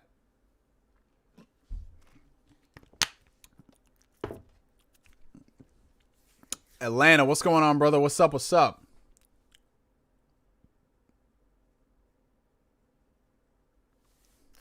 All right. I'm gonna have y'all hold y'all's questions for a while. Did I get permission from Asbel? I gotta know, because Asbel, Asbel is the unofficial brake pumper, because sometimes because this is a Christian YouTube channel, you guys. I am a child of God. Before that, let me go ahead and see. This is a Christian YouTube channel, but I don't be telling my potential disciples where they can watch this content. Hold up. Let me just do a quick Instagram shit. All right. All right. So I need y'all to act for a second, because I'm about to make a video for IG, which if you want to follow me on Instagram, it's down below, Phantom NGS. But I'm going to need y'all to just like spam hi, like hello, because we recorded a video for this shit, you know. Hold on one second. We just put that shit right there. All right. All right. Yep, Monday evening grind out here streaming on the YouTubes. Say what's up, comment section. How y'all doing? Man, straight up said just hi. Heck yeah. Y'all are talking about. No, I'm not taking no piss. Hello, child. He said hello. Okay, so Asbel gave me the permission. Hold on, let me just read. I got distracted. Here we go. Yep, Monday evening vibes, streaming on the YouTube. Shout out to the comment section. What's going on, y'all? Getting down with your bad self. That's what's up. He just straight up said, Gabe. All right.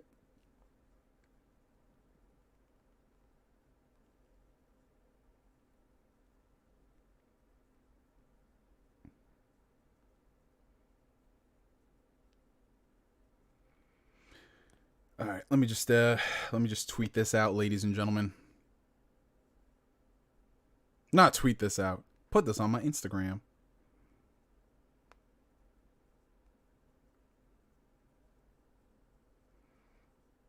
We don't say the F word. You mean friends? All right, so we got the mod gang here.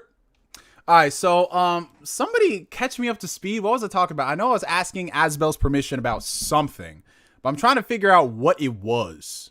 What was it? What was I talking about? Oh, God. He's talking about that F word. He's talking about F-A-B-L-E. That shit was funny as fuck when that happened.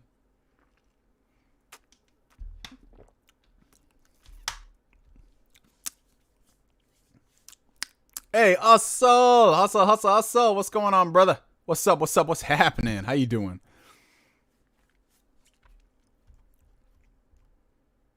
Oh, simping? All right. Okay, so here's the story about simping. All right.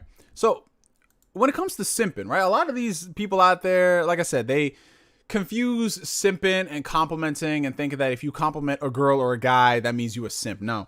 What I define as simping is you thinking that by being Mr. Nice Guy or whatever, that's going to get you some ass. It's not going to get you some ass, and I can guarantee you why.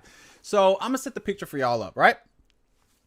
I'm in the gym, as I always am, right? So I'm in the gym, and when I go into the gym, you guys, it's headphones on. The rest of the world is blocked out. I go in there, I do what I got to do, I get the fuck out of there, because when I'm in the gym, that hour, 2 hours away from work, family, friends, business, I want that to be dedicated to that, just that for 2 hours, right? So I'm in the gym, I'm working out. I say hello to people, but then that's it. Like, we just say, hey, what's up? We dap it up. That's it. I don't go to the gym to talk about people's weekends. I don't ask about their family. If I wanted to do that, I'll ask you for a cup of fucking coffee, bro. So I don't do that. I'm in the gym at work. So tell me how I'm in the gym and I get approached I get approached by this beautiful, beautiful looking gym chick. Works out. She actually does work out. She's not one of these Instagram thoughts who come on there and they just post photos of their booty and everything. She fucking works out and everything. And basically, she approached me. She did the pursuing. She started doing the pursuing and everything, which is very rare. You guys know this. You don't see a lot of women who do that. So we just got to talking, just simple shit. Kept it moving. Wasn't talking about her at all. Like, I was like, all right, we had a good conversation, whatever. Right? Every single time I go to the gym, this chick keeps hitting me up, like saying, hey, how you doing? Blah, blah, blah. And at this point, I'm thinking, uh-oh, is she going to try to get me into a pyramid scheme? Because as an adult, you start thinking that shit. You start thinking, oh, Lord, is this going to be a multi-level marketing? And she's looking for really attractive, good-looking people to join her business. Like, you hear that shit all the fucking time, bro. You hear that shit all the time. This channel simps for God. That's right. Amen. But here's the thing. So, you know, I'm talking to her just normal. You know, I ain't running game, right? I'm just talking to her as normal and everything. And I keep it moving. I literally gave her the same energy I give everybody else. But for some reason, I don't think that was enough for her because she kept trying to talk to me. Like, it got to the point where literally, like, the next time I saw her, she gave me her phone number. Because I don't really be caring about shit like that. You know what I'm saying? Like, you got to stop thinking that, okay, every single interaction I have with a woman, I've got to pipe her. Like, no, you just go about your business. You keep it moving, man. So she gave me her number and everything. We start texting, you know, just harmless shit. You know, I ain't asking her like, hey, what you doing tonight or something like that, blah, blah, blah. Right? But one thing I noticed as we started to talk and everything is she was saying, you're different. And I'm like, oh boy, here we go. What the fuck is it? She's like, you're different because I don't want to sound really cocky, but I get a lot of attention from guys in the gym. And I was like, I bet you do. You look really nice. She's like, yeah, but you're the first person who's just not interested in me like that. So I just want to know why. Like, why aren't you like other guys? And I straight up told her, like, I'm very blunt. Every single woman who I've come in contact with in my life will tell you this. I'm a very blunt person, for better or for worse. I told her, well, it's because you're dealing with fuckboys and all they want to do is bust a nut and then find the next one to bust a nut in. That's literally what a fuckboy is. And if you're single and you want to do that, then by all means, go ahead. And she was just like, whoa. So you tell me there's guys out there who just actually appreciate me for me? And this was like an eye-opening experience for her, believe it or not. Because every single guy that she's messed with has always been fuckboys who had put her on this pedestal. And I told her, listen, you're young, you're 22 years old, so even though there's not that much of an age gap between us, when you go through the next couple of years of your life, you're going to see who are the men and who are just trying to get you in the sheets. That's it. And she was like very thankful for that. She's like, wow, that's amazing. You know, so can we hang out sometime? Because I guess she wanted to see what it's like being with a person. I said, yeah, we can hang out. I'll ask her out next week. Asked her out. We went out to dinner and everything. It was cool. That's all I can say right now because I don't think Asbel's going to let me finish the rest of the story. It was cool.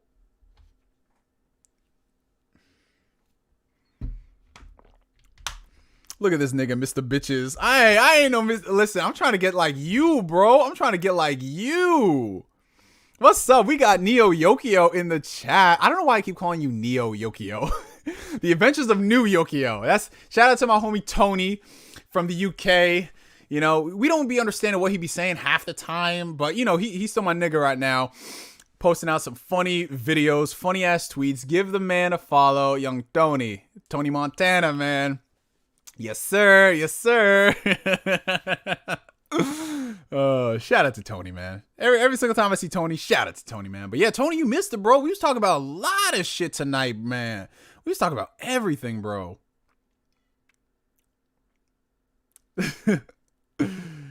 Nice guys think they can get some pussy just because they open a door for a woman. Listen, it does not pay to be a nice guy. Or okay, nice guy trademark. If you come out here and say you a nice guy, you ain't a fucking nice guy, bro. What you need to learn in life is that there's nothing, you don't gain anything from being nice or being bad.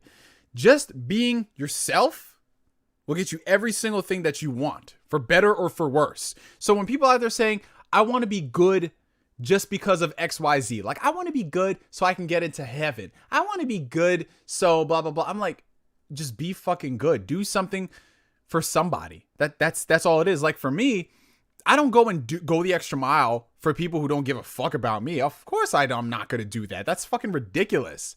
But am I a bad guy because I don't go the extra mile for them, but I go the extra mile for somebody else? You know what I'm saying? So when these people out here basically saying that, oh, I'm so nice to her. Why didn't she have sex with me? Why didn't she give me a blowjob?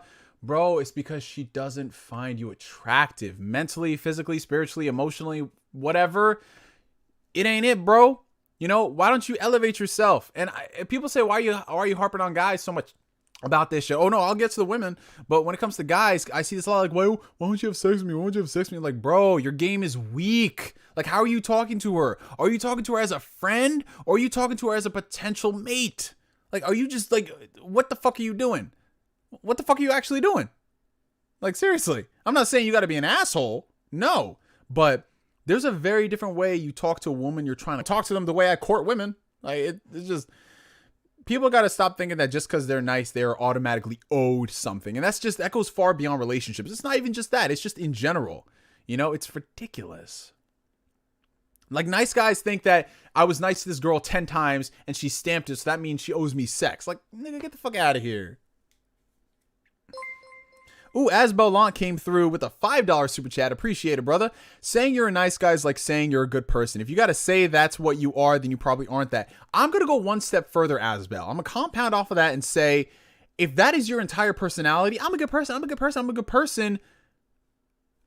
Okay, so I'm a good person. I don't go out there and say I'm a good person. You know what I'm saying? That's like the new version of people saying I'm a vegan. Like, so 3 people walk into the room. How do you know which one of them is a fan of The Last Jedi, or someone who hates The Last Jedi, hates Captain Marvel, or a vegan? Don't worry, because they're going to tell you. Like, that's literally what it is. Like, nobody be asking and people be saying, but I'm a nice guy. Like, when girls be asking, why do all these guys treat me like trash? Do you vet these niggas before you talk to them? Like, and yes, some of that has to come with experience of being burned, you know, and let down. But you got to start vetting some of these dudes instead of just, I'm not trying to slut shame anybody, because I feel like everybody should have a promiscuous phase, myself included. That's the phase I'm in right now. But if people keep trying to turn hoes into housewives and turn fuckboys into full-fledged men, it's not going to happen. It is not going to happen. So stop expecting more from fuckboys and more from hoes. It's not going to fucking happen. Like, they have their place in this life. They're called dick appointments. That's what they fucking are.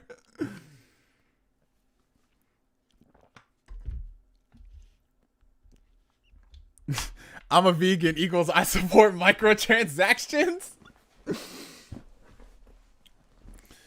Like, listen, for all the guys out there who are trying to talk to women and then they just don't pay them the attention or the time of day, move the fuck on, bro. Move on. Don't let that shit, like, live in your head rent free. You know what I'm saying? Like, here's another thing that's been going on, right? I see a lot of gatekeeping when it comes to anime, right?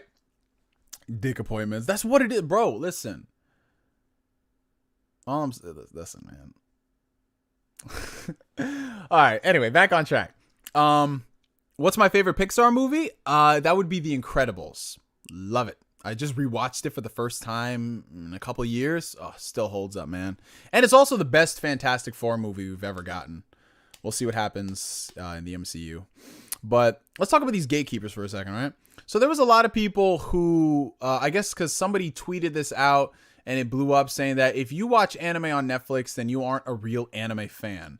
If your introduction to anime is Naruto, Dragon Ball Z, Sailor Moon, Gundam, Demon Slayer, shit like that, then you aren't a real anime fan. Which, to that, I gotta say, what the fuck?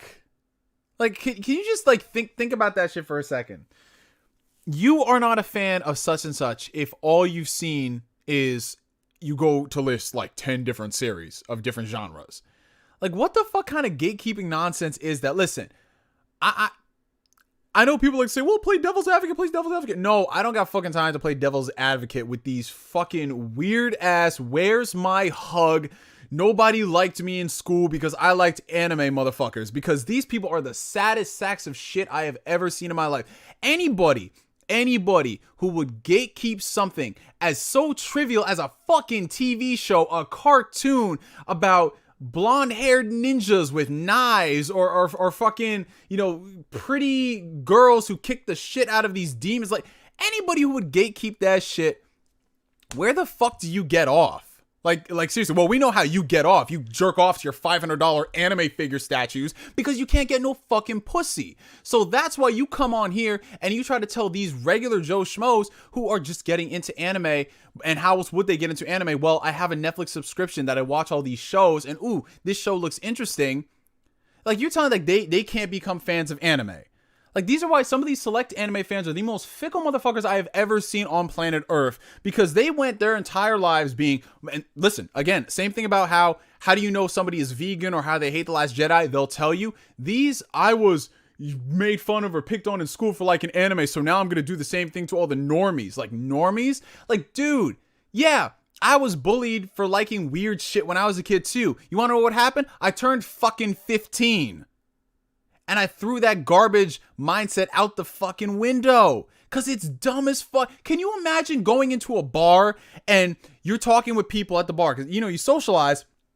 And, you know, they start talking about, like, yo, I just watched this dope ass show on Netflix. You know, I don't really watch it. It's called anime. It's called Demon Slayer. If I hear somebody who's never got into anime watch Demon Slayer, I'm just like, oh my God, let me talk to them about this and everything. My first instinct is not to say, oh, well, you're not a real fan of anime because you just watched it on Netflix. Like, if I was a fucking gatekeeper, this series would have never taken off. Yakuza would not be on PC and on Xbox where millions of people are enjoying it.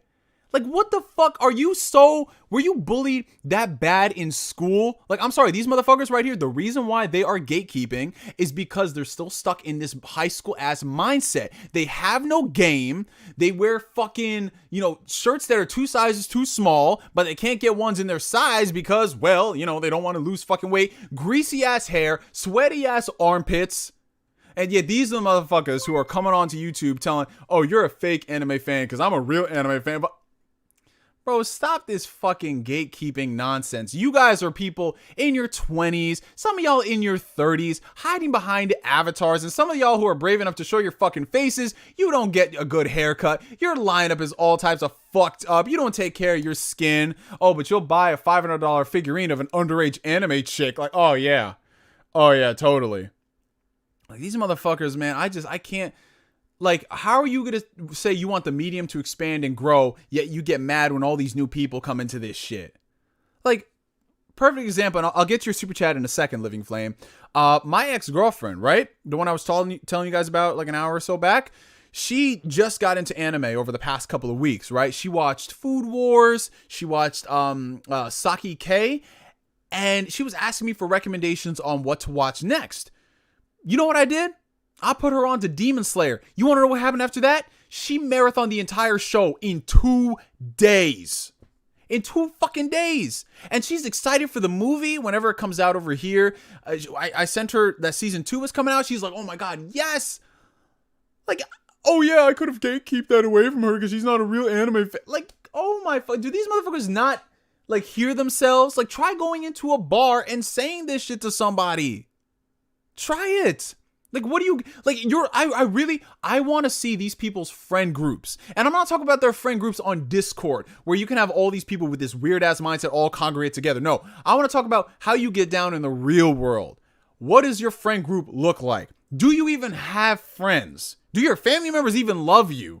Like, that's another thing I'm thinking about. Anybody who does this shit is, oh my God, man. I can't with this shit, you guys. It's like the people who were mad about the bullies 10 years ago, they're becoming the bullies themselves. You're not a real anime fan if you don't watch the anime that I like. Oh, yeah, sure. Well, you know what you should do? If you're this person who wants fake fans to expand their mindset, why don't you go the extra mile and compile a list of top 10 shows that aren't Naruto or Dragon Ball or Demon Slayer? Why don't you do that? Why don't you put people on to some classics? Why don't you put people onto some Hellsing Ultimate? Why don't you put people on to some Azumanga Daioh?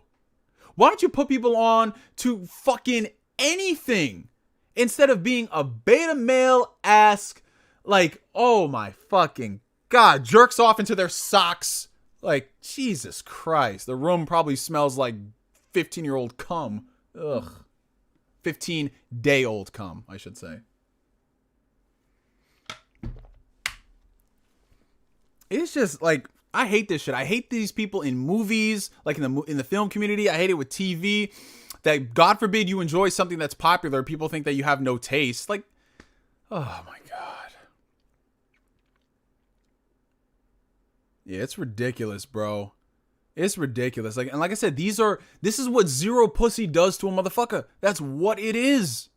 These people, first off, they aren't single by choice. They are not. They are not single by choice, ladies and gentlemen. Because no woman would ever want to go near somebody like this. Like, I want to see these people run game. And I guarantee you a lot of these people are the same folks who say, oh, women didn't like me growing up because I was a black guy that liked anime. No, motherfucker. It's because you had no game. You didn't know how to dress. You fucking stank. You are a weird ass nigga who was running around doing Naruto hand signs and shit in public, unironically. This is just ridiculous, man. I click on this video and I hear DayOne come. I'm telling you, bro. We just roasting these gatekeeping ass anime fans, bro. It's just ridiculous. But when I say unironically, what I mean is like there's a time and place for everything. So if let's just say, for example, if I'm chilling with some homies and we just bullshitting, like we anime fans, my motherfucker would be like, yo, nigga, I'm about to fireball jutsu you the fuck out of here. Like, because it's known, it's a joke. But I'm talking about these weird ass niggas who be doing that unprovoked just in class, being like, fireball jutsu the teacher. Like, nigga, what? They need to be where straight jackets or the dress code. Like, but yeah, that's my little rant for the night, you guys. That's my little rant for the night. If anyone ever tells you that you are not a real fan of something because of XYZ reason, fuck them, man. Seriously.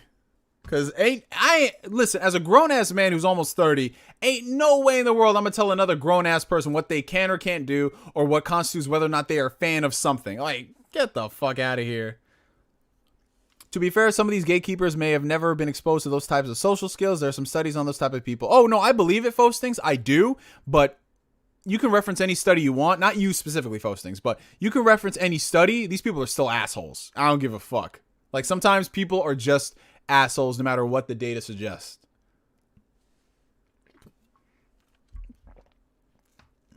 Is it sad that I still know the fire style hand signs? Oh, no, it's not sad. I still remember most of the summoning jutsu. It was like, da, da, da, da, da, da, da, and then you just go on the ground. I still remember some of those, man. There's nothing wrong about that. You aren't one of these people who acts like that and then says other people who watch anime are fake. Okay, let's get back to some questions. Bring it back. What's your top 10 favorite anime? Oh, man, there's a lot. So I don't really have a top list. My favorite series of all time is Yu Yu Hakusho. I mean, y'all should know that I talk about it constantly.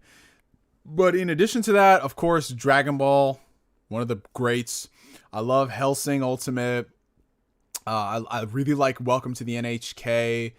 Azumanga Daioh, I brought that up. Nichijou, Toradora, Demon Slayer is creeping up there. There's a lot of shit, man. I love Monster. Oof, so fucking good. I love Berserk, but I just don't like any of the Berserk anime adaptations. Like, what is it about Berserk that's just like, let's fuck up the anime somehow? Like, we can't get a proper adaptation of Berserk? I love Lupin the Third. You know? $5 super chat from Ryazaki Koizumi. Hey, bro, remember when I warned you about fake 4K Blu-rays? I can say that they still look better than regular Blu-rays because of the chroma subsampling. Yeah, that's one thing that I've definitely been doing a lot of research as I'm upgrading a lot of my collection to 4K. A lot of transfers, like 4K transfers, aren't even like full 4K. They're like 2K upscales, which to me, it's it's like, yeah, it's better than Blu-ray 1080p, but if I'm spending 4K money, which 4K Blu-rays, if I'm upgrading something, I'm spending like $30 depending on it. And if it's a 2K upscale like the Harry Potter ones, I'll do without it. But yeah, it's always good to do your research on that one. Ooh, the homie Colin's coming through with a 279 Canadian super chat. Appreciate it, my brother. Colin, my boy. Which of the Naruto movies are your favorites? Ooh, good question. So, I kind of phased out when it came down to the Shippuden movies. Like, I watched them, but really never more than once. So, I love the first Naruto movie. The first Naruto movie holds a special place in my heart because it was one of the first anime movies that I actually got to see in theaters. I didn't watch Pokemon when it came out in theaters because my mom was like, oh no, we'll just wait for it to come out on DVD or VHS and rent it at Blockbuster. You know what I'm saying? So I didn't watch any of the Pokemon movies in theaters. Wait, no. I am a fucking liar. You guys. I'm sorry. I saw the Yu-Gi-Oh movie in theaters. That was the first anime movie I saw in theaters. If you don't count like Ghibli stuff, because I saw some Ghibli movies, but if we're talking about like anime movies, Yu-Gi-Oh was the first one I saw, and then a few years later I saw Naruto. And I love that because I was really big into Naruto at the time. You know, Ultimate Ninja 2 was getting ready to come out. I didn't forget that Living Flame. I am going to scroll all the way back up to that one. Don't worry. I have it right here, bro. So yeah, actually, you know what? I'm going to pause this. We're going to go to Living Flame super chat real quick. Living Flame with a $2 super chat. This ironically relates to gaming and movies too. He's referring to the gatekeeping stuff. Yep, it absolutely does, brother. And it's ridiculous. I don't see, like, okay, somebody, their first Persona game is Persona 5. I'm going to tell them that they're a fake RPG fan. Like, oh my God. I hate people who think like that. But I appreciate the super chats, Living Flame. Thank you so much, bro. But yeah, so the first Naruto movie is one of my favorites because of everything surrounding the time. I saw it in theaters. I went with one of my best friends at the time. And unfortunately, it was so funny because we bought our tickets at separate times. And based off of when we got to the theater, we couldn't like save seats for each other. So basically, I got to the theater before he did. And I was in the theater by myself and everything. But the theater was packed. So it's not like I could save a seat for somebody. And, you know, I was young. I was like 12, 13 at the time. So I couldn't say, no, this is my friend's seat. So no, reverse that. No, I wasn't the one who got there first. He got there first because, you know, being black, we're always fashionably late. Being black means being late means you're on time. So we didn't get to sit together, but then afterwards we were just like gushing about the movie because, you know, it's like, oh my God, Naruto on the big screen. So I love the first Naruto movie. Everything other than that, it just felt like, you know, a longer anime episode. I really liked the third Shippuden movie, which was The Will of Fire, the one with Kakashi. I liked that one. Other than that, I phased out. I didn't really care much for the rest of the Naruto movies. I heard the Boruto one was good, but, you know, I'm like, whatevs. You know, because anime movies, unless it's something like an outlier, such as Dragon Ball Super Broly, which was fucking insane, so good, most of them are just kind of whatever. You know what I'm saying? It's literally just advertising for the anime when it's on break. That's all it is. Hustle Motive coming in with the $2 super chat. Keep being dope, fam. Hashtag hustle hard. Oh, from one goat to another hustle. Thank you so much, brother. Thank you. I appreciate that. Damn, I got protein shake on my must. See, this is the one thing. Since I've been growing a beard the past couple of months, you never really notice like how much food or shit like that gets on your beard until it does. And it's becoming... I'm furious, bro. I never used to have these problems. But literally every time I have a shake or ice cream, or if I'm eating something nice like wing, y'all know I love to fuck up some wings. That shit just be all over my face, man.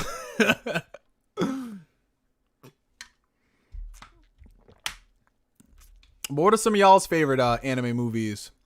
What are some of your favorite anime movies you saw in theaters? The last anime movie I saw in theaters was the My Hero Academia one. The one that came out last year. What was it? Fuck, I forgot the name. Hero Rising or something like that. That shit. The movie itself was whatever. But the ending, The ending of that shit was goat, bro. And the crazy thing about that, I don't know if this is a spoiler or not. Some people care, some people don't. But that ending was one of the mangaka's like original planned endings for the series. And they just used that for the movie. Because if you look at it, everything and how it's framed with that final fight, you feel like you're watching the end of the series. I was just watching like, yo, what the fuck? Is my nigga gonna survive? Like, And then they did the whole cop-out thing so they can bring us back on track. But yo, that, man. That, oh, God, that final fight scene. Woo! I'm about to watch that scene when I'm in the gym tomorrow, bro. It's just gonna be hype. Dragon Ball Super Broly is better than DBZ Broly. Oh, absolutely, because Dragon Ball Super Broly at least has somewhat of a character. DBZ Broly was just like, Kagura. Oh, I need to watch Weathering with You. I've seen it on streaming, and it's on my list. That and Promare. Those are two things I really want to watch. Ooh. But I don't know about you guys. And listen, you know me. I'm all about staying safe during the pandemic. I'm all about social distancing and masks and all that. But let me find out that Demon Slayer movie comes out. I'm inviting the whole block to go see that shit, bro. I don't give a fuck. I told my sister, I was like, listen, because my sister's still kind of uneasy about going into the world and stuff. And I said, listen, if we gonna risk it for something, it's gonna be that Demon Slayer movie. Like straight up, right? Everybody's got one. Like for me, it's Demon Slayer and seeing Godzilla on a big IMAX screen. But what sucks is my local theater in my area, which has like one of the biggest IMAX screens around, that theater has been closed all pandemic, and it kills me because it's just such a huge IMAX screen, and it's one of the good IMAX screens too. Weathering with You is so damn good, I'll add it to the list. Premiere is so good, I'll add it to the list. I've seen A Silent Voice. It's a good movie. I wasn't as crazy about it as everybody else was. I liked it for what it was though. It's like I look at A Silent Voice the same thing as Your Name. I really enjoyed Your Name. I thought the hype was a little overblown, but you know, I'm fine. Funny story, me and my older sister went to the cinema to see Dragon Ball Z Revival of F, and she didn't watch any Dragon Ball at all, but she enjoyed it. Granted, the movie itself was meh. Yeah, honestly, it's the thing about most anime movies is that they're made for fans, so you kind of have to know everything about it to really like it. If you go into it blind, depending on what it is, you might enjoy it. You know what I'm saying? Like, you put anybody in there with Dragon Ball Super Broly, and I don't care. They're going to be a legit hype beast. When I saw Dragon Ball Super Broly, yo, bro, this is why I miss theaters so much, you guys. When I saw shit like Dragon Ball Super Broly or like One Piece movies and shit, dude, niggas was off the wall going crazy in that bitch, bro. Like, this is just like in Dragon Ball Super Broly, you know, when Gogeta was giving Broly that work, you know what I'm saying? The final act and the music changed and everything. And then Gogeta hit that stance where he's just like, oh my God. Like, I swear to God, I saw some niggas like their eyes roll back into their head. They're like, oh my God. Dude, that shit was absolutely insane. And then when Gogeta was charging up that Kamehameha wave and everything, and it's just like syncing up with the music and shit. Yo, I've never screw the theater surround sound systems. When you hear like 100 fucking people in that theater chanting the Kamehameha wave, yo, that shit is fucking different, bro. Like, oh my God, it was insane. I miss shit like that. Like going to see a Marvel movie like Endgame and then just the Avengers Assemble scene. Bro, my heart was pounding out of my chest. I was sweating. Like, I was like, oh my God. Like, this is real. Like, this is real. I'm like that guy in the meme who's just like, this is real. This is happening. I'm experiencing it. This is just fucking insane, bro. It was so fucking good, man. It was so fucking good. Dude, seriously. If that Demon Slayer, yo, listen. I don't know if it's possible, but what I was saying is if there's ever a chance that theaters open up and they're playing Demon Slayer over here in the States, we got to do some type of fucking meetup. Everybody who's in like the NYC area, we about to be rolling deep and buying out all of these theaters. So it's already going to be socially distanced, so it's going to be lower capacity, but we about to buy up all those screenings, man. I don't give a fuck. We going to show up, man. We going to break some pandemic records. Oh God, man. I would love to do that. Just everyone get together. Wait, temperature check first. Beep, beep. All right, everybody, let's go. I would love that shit, bro. Watch the Bully Maguire meme. I know I've seen that shit. Resurrection F was meh, but the scene where they played Maximum the Hormone song was top 10 DBZ moments. Yeah, it was a great song. But I liked Resurrection. I liked Resurrection F. I did. I liked it. You know, I'm not too harsh on the new Dragon Ball movies. I'm really harsh on Super because they rehashed it. But that Dragon Ball Super Broly just... I need them to come out with a 4K Blu-ray of that. I need that shit on my TV. 1080p ain't good enough. Give me that 4K. All right. So let's get to some Super Chats here. Thank you guys so much. All right. Got a $5 Super Chat coming in from Ryazaki Koizumi. Appreciate the support, brother. Bruh, the theater near me had the best IMAX screen. The theater is now closed for good due to COVID. Now all I got is LIMAX screens. Oh, you know my pain too, brother.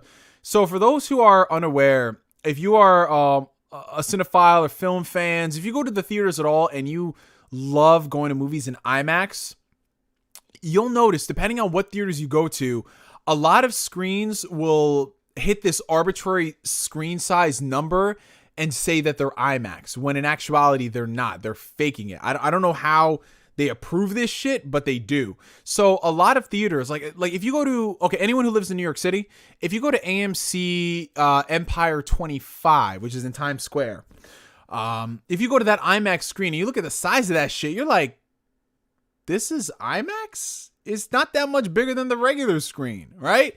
So that shit I don't like, because you're still paying IMAX prices. But if you go to like legit IMAX screens, like if you Google that shit and you find the ones, like I think AMC Lincoln in the city is one.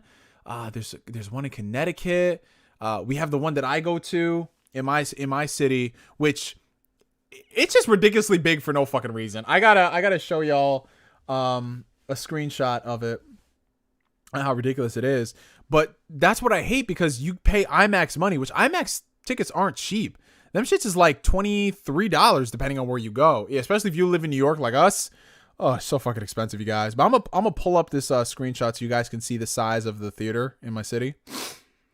But yeah, I hate that shit too, Rizaki. I really do. That's why I have to Google. Like, whenever I go down south and people say, oh, let's go see this movie. You love IMAX, right? I say, yeah, hold on. Let me do my research first, because I don't want us paying extra money for no reason. One thing I do love is, if you guys, I don't know if you've experienced Dolby Cinema at AMC.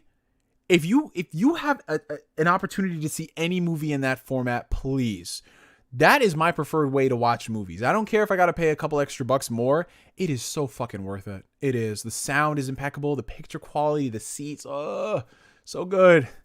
So good. And this is why I love theaters so much, you guys. Like, if somebody told me you could watch the latest James Bond movie at home and not have to go anywhere, or you could watch that in the theater, which one do you think I'm going to fucking do? Watch it at home for free, or watch it on one of the biggest and best screens in the world and pay $20? I'm going to pay that $20 because the experience is not the same.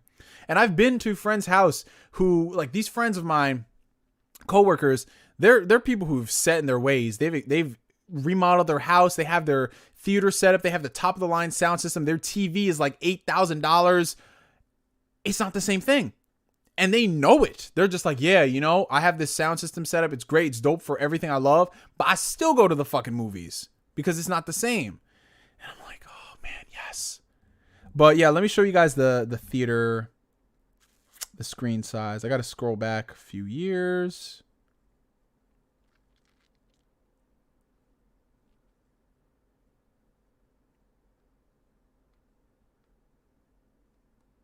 Okay. So here's one image. Where is it?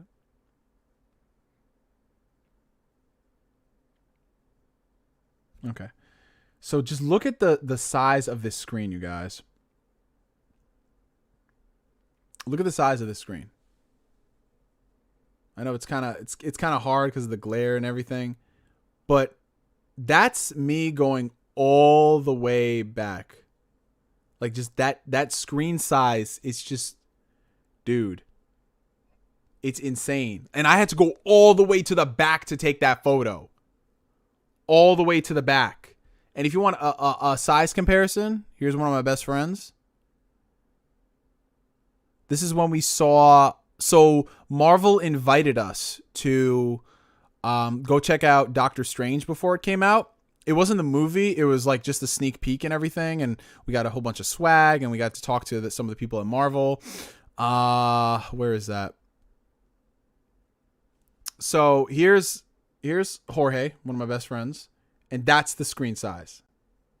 Again, I'm sorry for the glare and everything, but it's crazy. And that's why I love going to see movies in IMAX, because I can never get that experience at home. That thing is the size of a wall. All right. Let's see. We have a $5 super chat coming in from Asbel Lanta 100. Thank you so much, brother. Film Z is still the best One Piece movie. Stampede is real close just because of how it's a celebration of the series. Absolutely agree, man. I don't really talk much about One Piece because I'm not all the way caught up on it. But One Piece movies are, well, some of them are fantastic. So I have a couple over here if you guys want to. I only have 2. The other ones are somewhere else. So here's 2 that I have over here. The other ones are probably somewhere down there. But here's 2 One Piece movies so this is the first One Piece movie I ever watched. Well, not the first one, because I watched that episode of Alabasta thing they did. I didn't really like it. Most people didn't.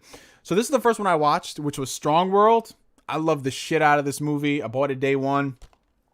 But then when Film Z came out, holy shit.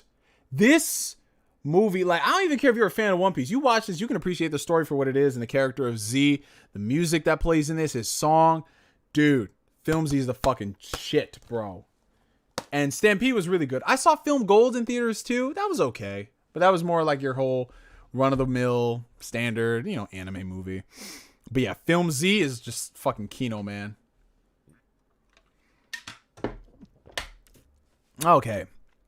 And we got a $6.99 super chat coming in from Colin, my boy. Thank you, brother. Thoughts on Persona 3? I almost finished it, and it's a phenomenal game. Shuffle time and automatic skill inherits during fusion needs to die. Yeah, Persona 3. Okay. So you guys know me. I love trying to ask me what's my favorite Persona is like asking a parent to pick which is their favorite child. So I can never do that. So I just always say I love Persona. Well, I haven't finished Persona 1, but really, who has? So for me, my experience is 2 forward. Personally, I think 2 has the best story in the series. It's so fucking good. I think that 5 is the most accessible to newcomers. It's the best all-around Persona game. And then 4 and 3, if you could track them down and play them, phenomenal games. Especially 3, because it started this new trend of Persona. 3 is really interesting because I think that 3 out of the recent Persona games has the most mature story, and with a lot of the subject matter that goes on in 3, especially as you get towards the end, I'm trying not to get into spoilers. I know it's a really old game, but with these niche titles, I want more people to experience them when they release them, whenever they re-release them. But the story of 3 is just so freaking strong. Gameplay wise, they do a couple of things there, and then also in the PSP game where I'm like this is good, that's not good. I would really love for them to, if they are going to remake a Persona game and it's not 2, I'd love for them to remake 3. I think they can do so much with 3 because the template is there. It's just that there's a couple of niggling annoyances with 3 that kind of take me out of the experience, like you mentioned. So yeah, 3 overall is one of the strongest Persona games, and whenever they do re-release it, hopefully in the next couple of months, I think more people will have a great appreciation for it, like they are doing right now with Persona 4 Golden on Steam. So, excuse me, I never really burp on stream. But yeah, so Persona 3 is awesome. But if you guys can, Persona 2, the easiest way if you don't have an emulator is to play it on the... It's so funny to say. The easiest way if you don't have an emulator, which is free and you can play on any computer, is to track down a Vita or a PSP and then download it from the PlayStation Store and play it that way. That's why I'll never get rid of my Vita, because there's just so many PSP games I want to play. Well, the ones that are on the store. And just, there's so many Vita games. I love my Vita, man.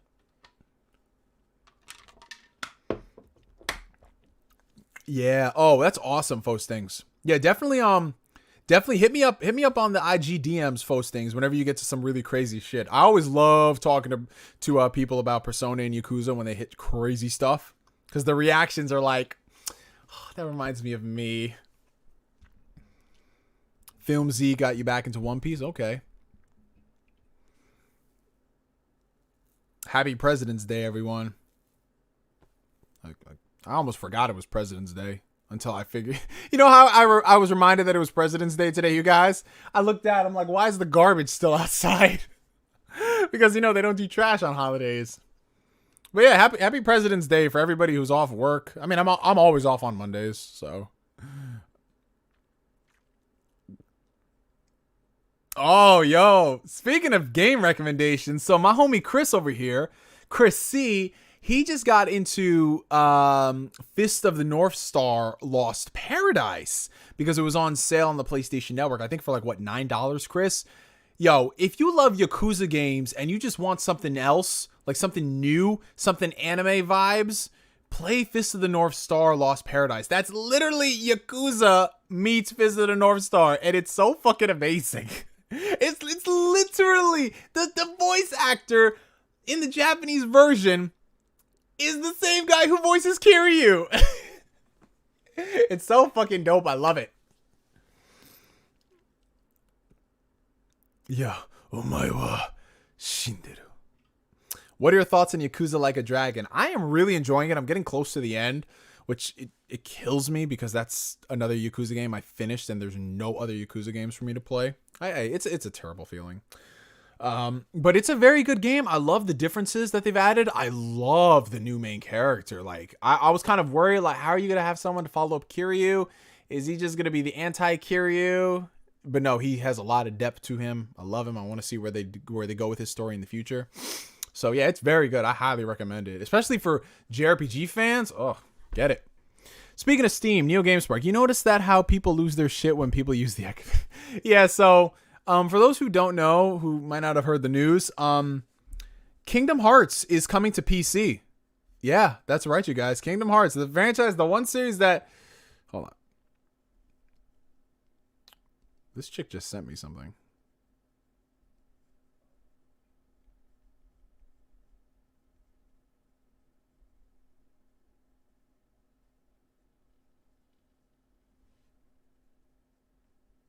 All right. Anyway, so Kingdom Hearts is coming to PC. However, it's going to be exclusive to the Epic Games Store. Now, for those who don't really know about PC gaming, you're probably like, so is that just like a different store? Yeah, that's essentially what it is. But the thing is, select PC gamers, they view this as the worst thing in the world. The fact that Steam has competition, people think that is somehow bad for gaming. And I'm like, why? Like, I get it. Yes, Steam is a great platform.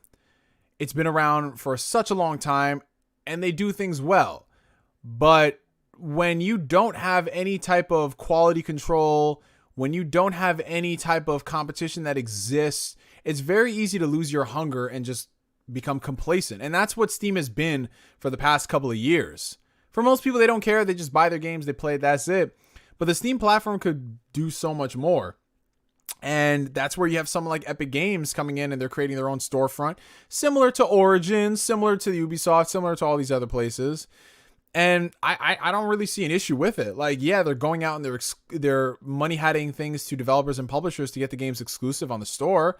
But in my case, it's literally just another launcher. That's literally what it is. It's not that big a deal for me. I download it and I play the games. Now, should the Epic Games Store have features that Steam has had for the longest time? Oh, absolutely, man. Yes, it should. It definitely should, and they have to improve on those things. But if the fact that, let's just say, for example, if it came down to the Kingdom Hearts games, if Epic came in and they foot the bill for those games to come to PC, however much it was to port them, then I'm going to go ahead and support the games on the Epic Games Store. You know, it's just, to me, it's not that big a deal. I don't know, but people just want everything in a library. I understand that. I really do. Trust me, I'm not saying you are wrong for that. But for people saying that they aren't going to buy a game just because it's on the Epic Games Store, it just, it's like you do know that Steam is DRM too. You know, just I don't know. I don't know. People just it's like with the PS5 and how people were complaining about the fact that you had to screw a stand on. Like why? Like what the fuck? Like people really have so much time on their hands when they think that this is the worst of the worst. The fact that they have to use the Epic Game Store. Listen, provided the game isn't broken or buggy on PC, I'm fine, man. I'm fine. Kingdom Hearts will come to Steam at some point. Yeah, they eventually come to Steam, whether it's 6 months, a year, whatever it may be. Cool. That's fine. You can wait an extra 6 months to a year. But to act like, yeah, this is the worst thing to happen to PC gaming just because you have competition, and the competition is actually going out there and making these deals to get these exclusives. I don't know, man. It's just, people are weird. What we should be complaining about is the fact that Square Enix is still charging fucking $60 for 2.8 in the year 2021. They did that shit on Xbox last year. They're doing it this year on PC. Square Enix, they... Oh, boy. Yeah, the dudes who cry about features on the Epic Games Store hyping up the Switch, even though Nintendo... You can't even message your friends on the Switch.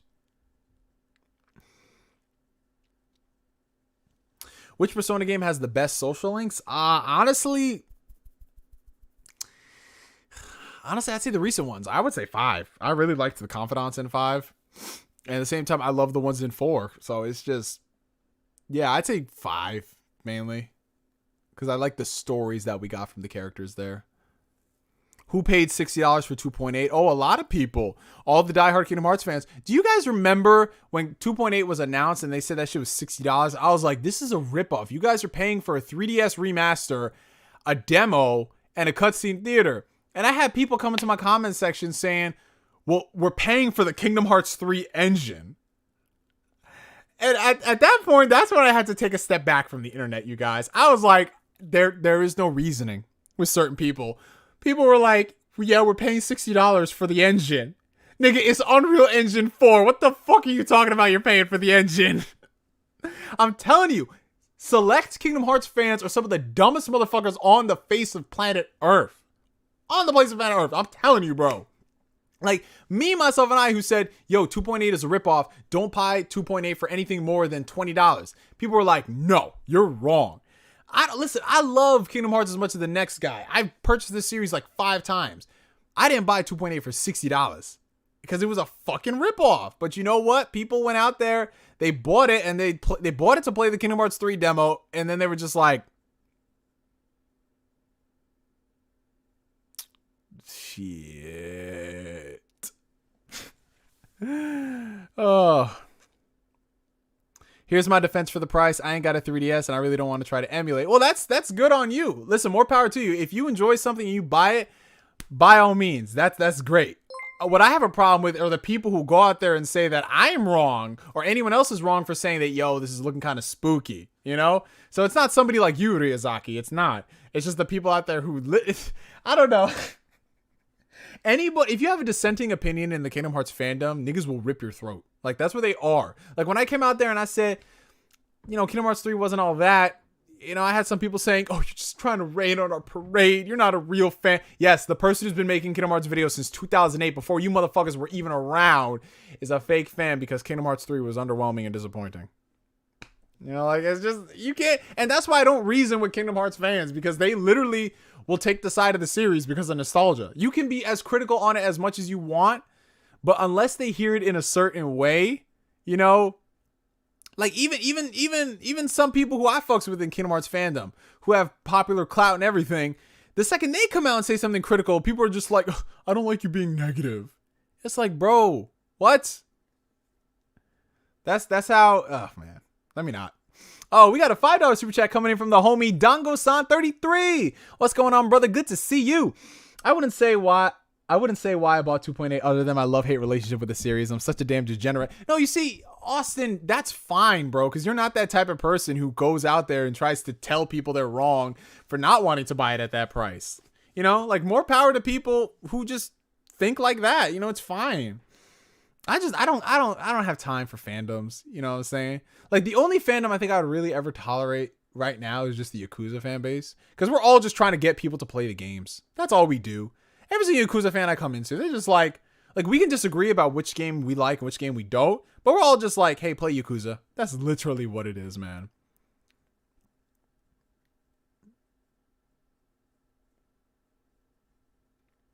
Nah, I think Nintendo fans are still the worst, bro. If we're talking like fanboys and shit who defend the dumbass business practices, like all fanboys are bad. We know this. PlayStation fanboys are terrible. Xbox fanboys are terrible. Everyone's bad. But I have never seen such capping like I do from the Nintendo fan base. They come out here and they say that you're wrong for wanting to buy games on sale. Like someone comes out here and says, why in the world is Breath of the Wild still $60 4 years after it came out? And they come out and they say that, so?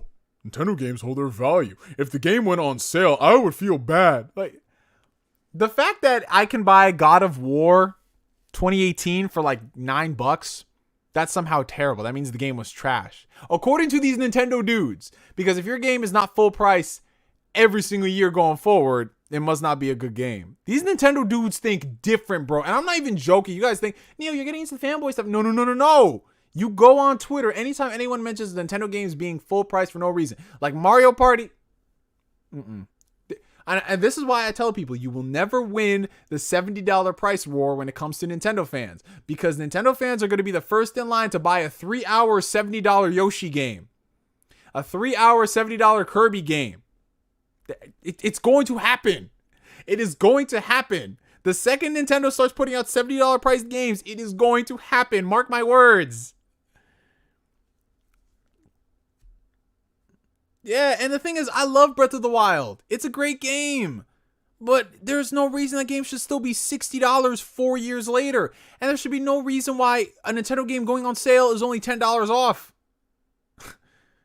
It's like, wow. You're a bad guy if you want games on sale. Top 5 Marvel heroes, top 5 DC heroes. Top 5 Marvel heroes. Obviously, Spider-Man, Captain America. I love Wolverine. Is he really a hero, though? You know what I'm saying? I feel like Wolverine's just kind of in places where shit just happens to be inconvenient for him. And he's like, fuck it, I'll help out. You know what I'm saying? So I love Wolverine. He's great. The Hulk is up there. I love Cyclops. There's a lot of characters I love, man. There's a lot, man. There's too many. It's like I said, trying to pick your favorite child, you know? Like Blade, you know, Blade's got really good stories. Iron Fist has really good stories. Luke Cage. It's hard to, you know. DC heroes, Batman, obviously, well, duh. I feel like everyone has Batman in their top 5 just because that's all we really get for the most part. Like, yeah, we have other heroes, but it's primarily Batman focused. And if it's not Batman focused, it's Bat family focused or Gotham centric focused. So I love Batman. Like, I'll just tell you the stories I love reading rather than my top 5 heroes. I love Batman stories. I love Joker stories. Like, the past couple years of Joker stories have been great. Nightwing. I love reading Nightwing. I love me some good Green Lantern stuff. I'm trying to think, like, what else? I mean, I haven't really been reading too much of the DC stuff because the reason why I kind of step in and out of comics is because they always do some dumb shit, bro. Like, both Marvel and DC do this.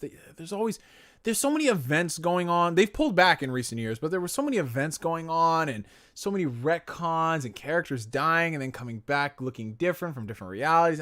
It just got so ridiculously hard to follow and not even worth it at the end of the day. Because if it's something like Kingdom Hearts where it's very convoluted, but it's kind of fun, if that makes sense, thinking like, oh shit, you know? With DC and Marvel Comics, what it takes to get you to an oh shit moment is, ugh. That's why I phase in and out. Like, there was a time where I was not reading Spider-Man comics from like the years 2012 up until like 2000 and basically when Dan Slott got off his run. And then when Nick Spencer took over, I started reading again. I'm like, oh, this shit's dope. So yeah, it's just picking and choosing on who's writing stuff and everything. Like Superman, I love reading Superman stories when they let Superman be Superman and not be this weird fucking. I hate the deconstruction of Superman that's been going on. It's just so dumb, bro. These writers thinking they so woke and shit. They not, man. How could you forget Static Shock or Terry McGinnis? Oh, I'm not, bro. There's just so many stories out there for me to list. Because if I list somebody like Static, people are like, well, what about this guy? What about this? Are you guys a fan of the Arrowverse or CW shows? I used to be a big fan of The Flash. Like, you guys remember when The Flash was airing, that was my shit. Every single week I was watching it. I watched it weekly for the first 2.5 seasons. When season 3 came around, shit started to be kind of spooky. They were doing Flashpoint stuff, and I didn't like their version of Flashpoint at all. And then it just suffered the usual CW shit, man. Same shit that happened with Arrow happened with Flash and all that. You know, it's like I lose interest. It feels to me like you've got like D-level writers writing these shows, and it's cool because you get things like the crossovers that we never saw and all that, but it's so limited in scale and scope.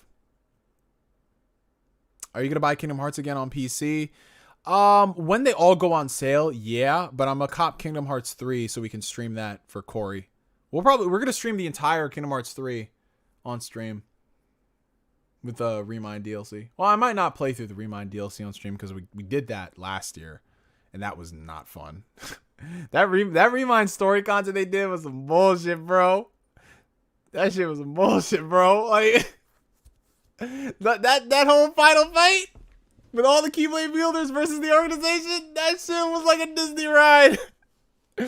Yo. All right, Envy Dove came through with the $2 super chat. Top 5 black anime characters. Wait, are you telling me there's more than 5 black anime characters? What? Oh, man.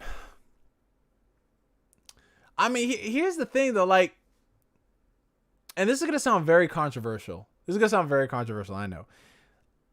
We've had black anime characters. We have. We've seen them around, but none of them have really done enough for me to be like, yo, top list. You get what I'm saying? I feel like I'd be listing them just to list that they're black people. Does Piccolo count? No, Piccolo does not count.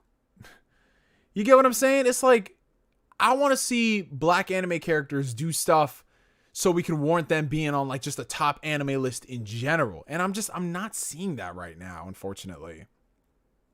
So that's why it's hard for me to hit like a top list, because I'll be like, yeah, some of the characters in Bleach, some of the characters in Bebop, some of the characters in this show, some of the characters in Hunter x Hunter, some of the characters here. It's, you know what I'm saying? You know, like, to me, it'd be literally just like top 5 anime characters who happen to have melanin, you know? $2 super chat coming in from Postings. Appreciate it, bro. Hey, Neo, will you be covering the digital E3 event? Yeah, I'll probably take some time off of work to watch it, depending on how good the conferences are set up. I always do E3 every year. Every year I either watch the streams live or I do some type of a recap afterwards. So we'll see what happens.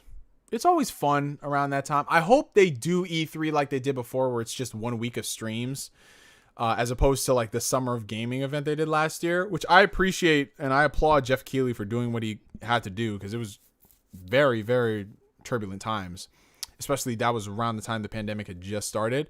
But, you know what I'm saying? I'm just like, yeah, you know, I'm chilling.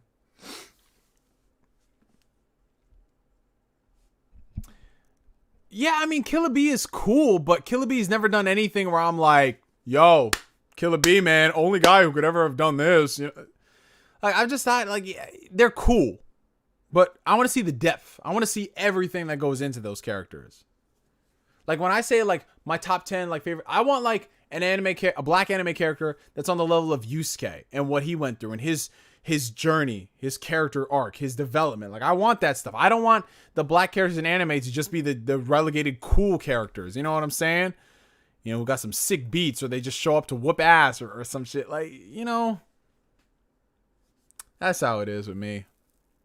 I love these streams so much. Definitely in my top 5 favorite YouTubers / humans in general. Keep up the amazing content, Neo. Oh, I appreciate that, Bryce. Thank you so much, man. Thank you for tuning in. I actually started this stream a little earlier because of people like you, and then a lot of folks international, like in the UK.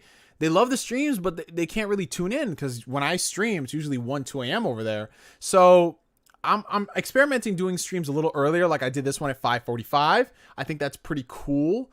So I might just try doing earlier streams, doing some later streams, what have you, just figuring out what works best. But speaking of streams, you guys, I think it's about time we wrap this shit up for tonight. We've been going for almost 3 hours, and your boy has got to get himself some food. So I appreciate every single person for coming through to the stream. I appreciate all the super chats. Thank you guys so much. Helps the channel out tremendously. And if you enjoyed your time here, before you go, make sure you hit that like button. It helps send this video and the channel out into the ether so we can get a lot of cool people over here in this weirdo, somewhat Christian, somewhat not Christian YouTube channel, depending on how I'm feeling. But yeah, you guys, appreciate, as always, y'all taking your time out of your day to come kick with me. You know, y'all rocking with me, I'm rocking with y'all. Y'all have a great fucking week. Stay blessed. Stay hydrated. We did not do a water check for this stream, which sucks. But you guys know the vibe. After this shit, go get yourself some water. Stay fucking hydrated. You know, play a lot of games. Watch a lot of movies. You know, get into some pussy. Like, whatever you're fucking doing, man. Just make sure it's a good one. And for me to you for now, my name is NGS like always, and I will catch you guys later. Peace out, y'all. Have a good one.